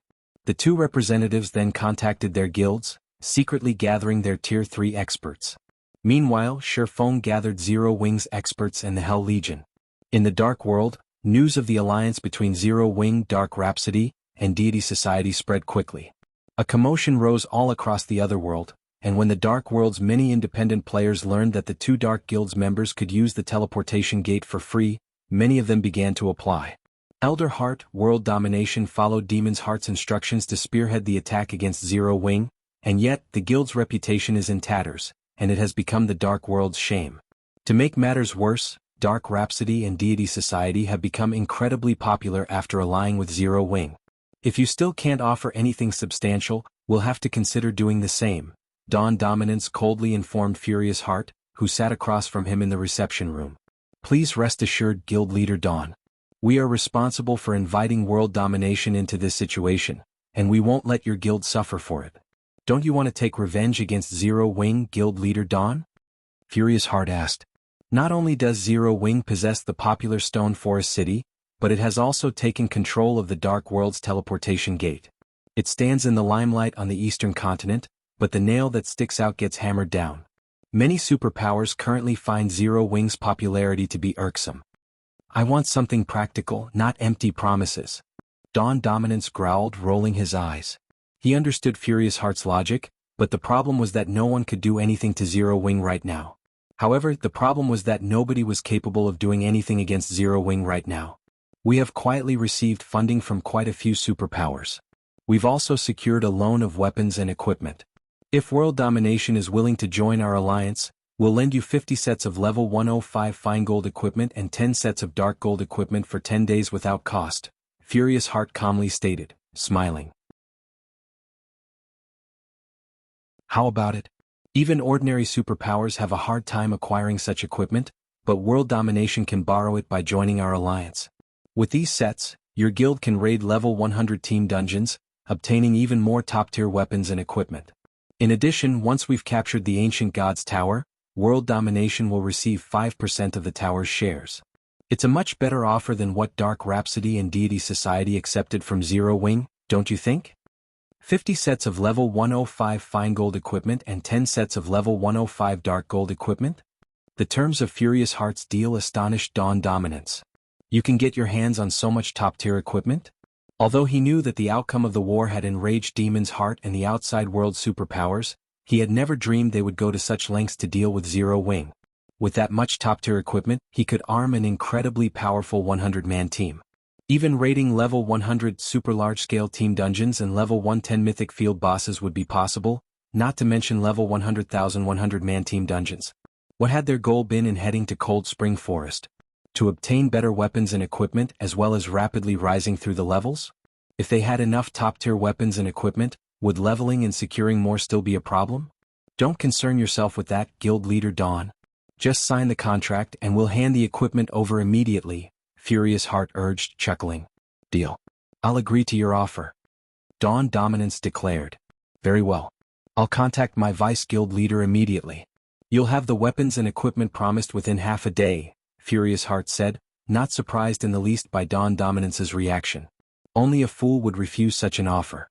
After signing the contract, Furious Heart left World Domination's residence and returned to Demon City. Is everything settled? Flaming Light raised his head and asked as Furious Heart entered his office. It's done. The Dark World's various powers have agreed to join our alliance. We can raid the Ancient God's Tower at any time, Furious Heart reported. Good. Flaming Light nodded, satisfied. Smiling, he continued, Zero Wing must assume I'm helpless now that it controls the Dark World's teleportation gate. Unfortunately, Zero Wing is unaware that its actions have only earned more loathing and anger. Zero Wing had no background, yet it sat on a mountain of wealth and resources. One could even say that it had monopolized all of the Dark World's resources. Naturally, the various superpowers wouldn't let the guild get away with it.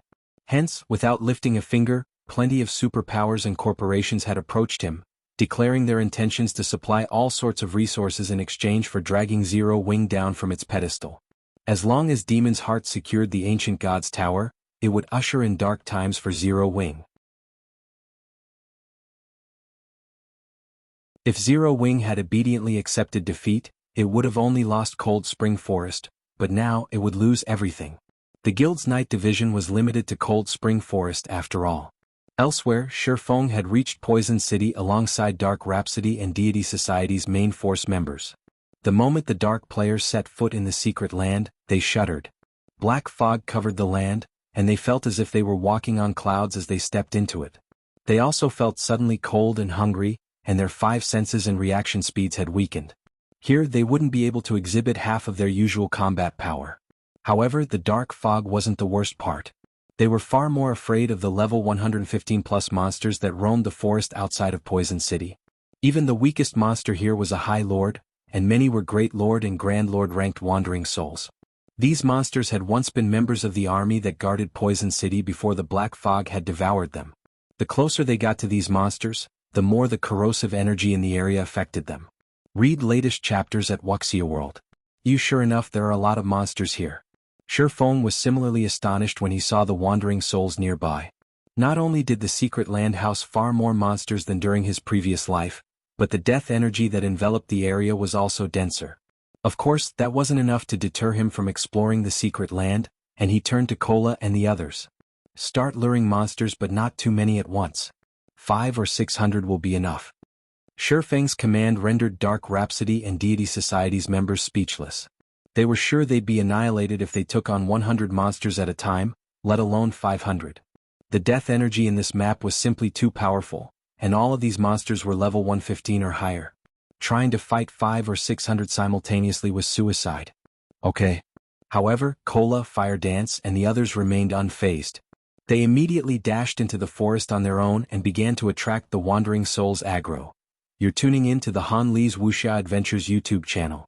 We're so grateful for your support, and don't forget to subscribe to join us on this incredible journey through captivating stories. Your generosity through donations truly makes a world of difference, as it's the primary source of revenue that allows me to expand and enhance this channel for you. Thank you from the bottom of my heart for being a part of this adventure.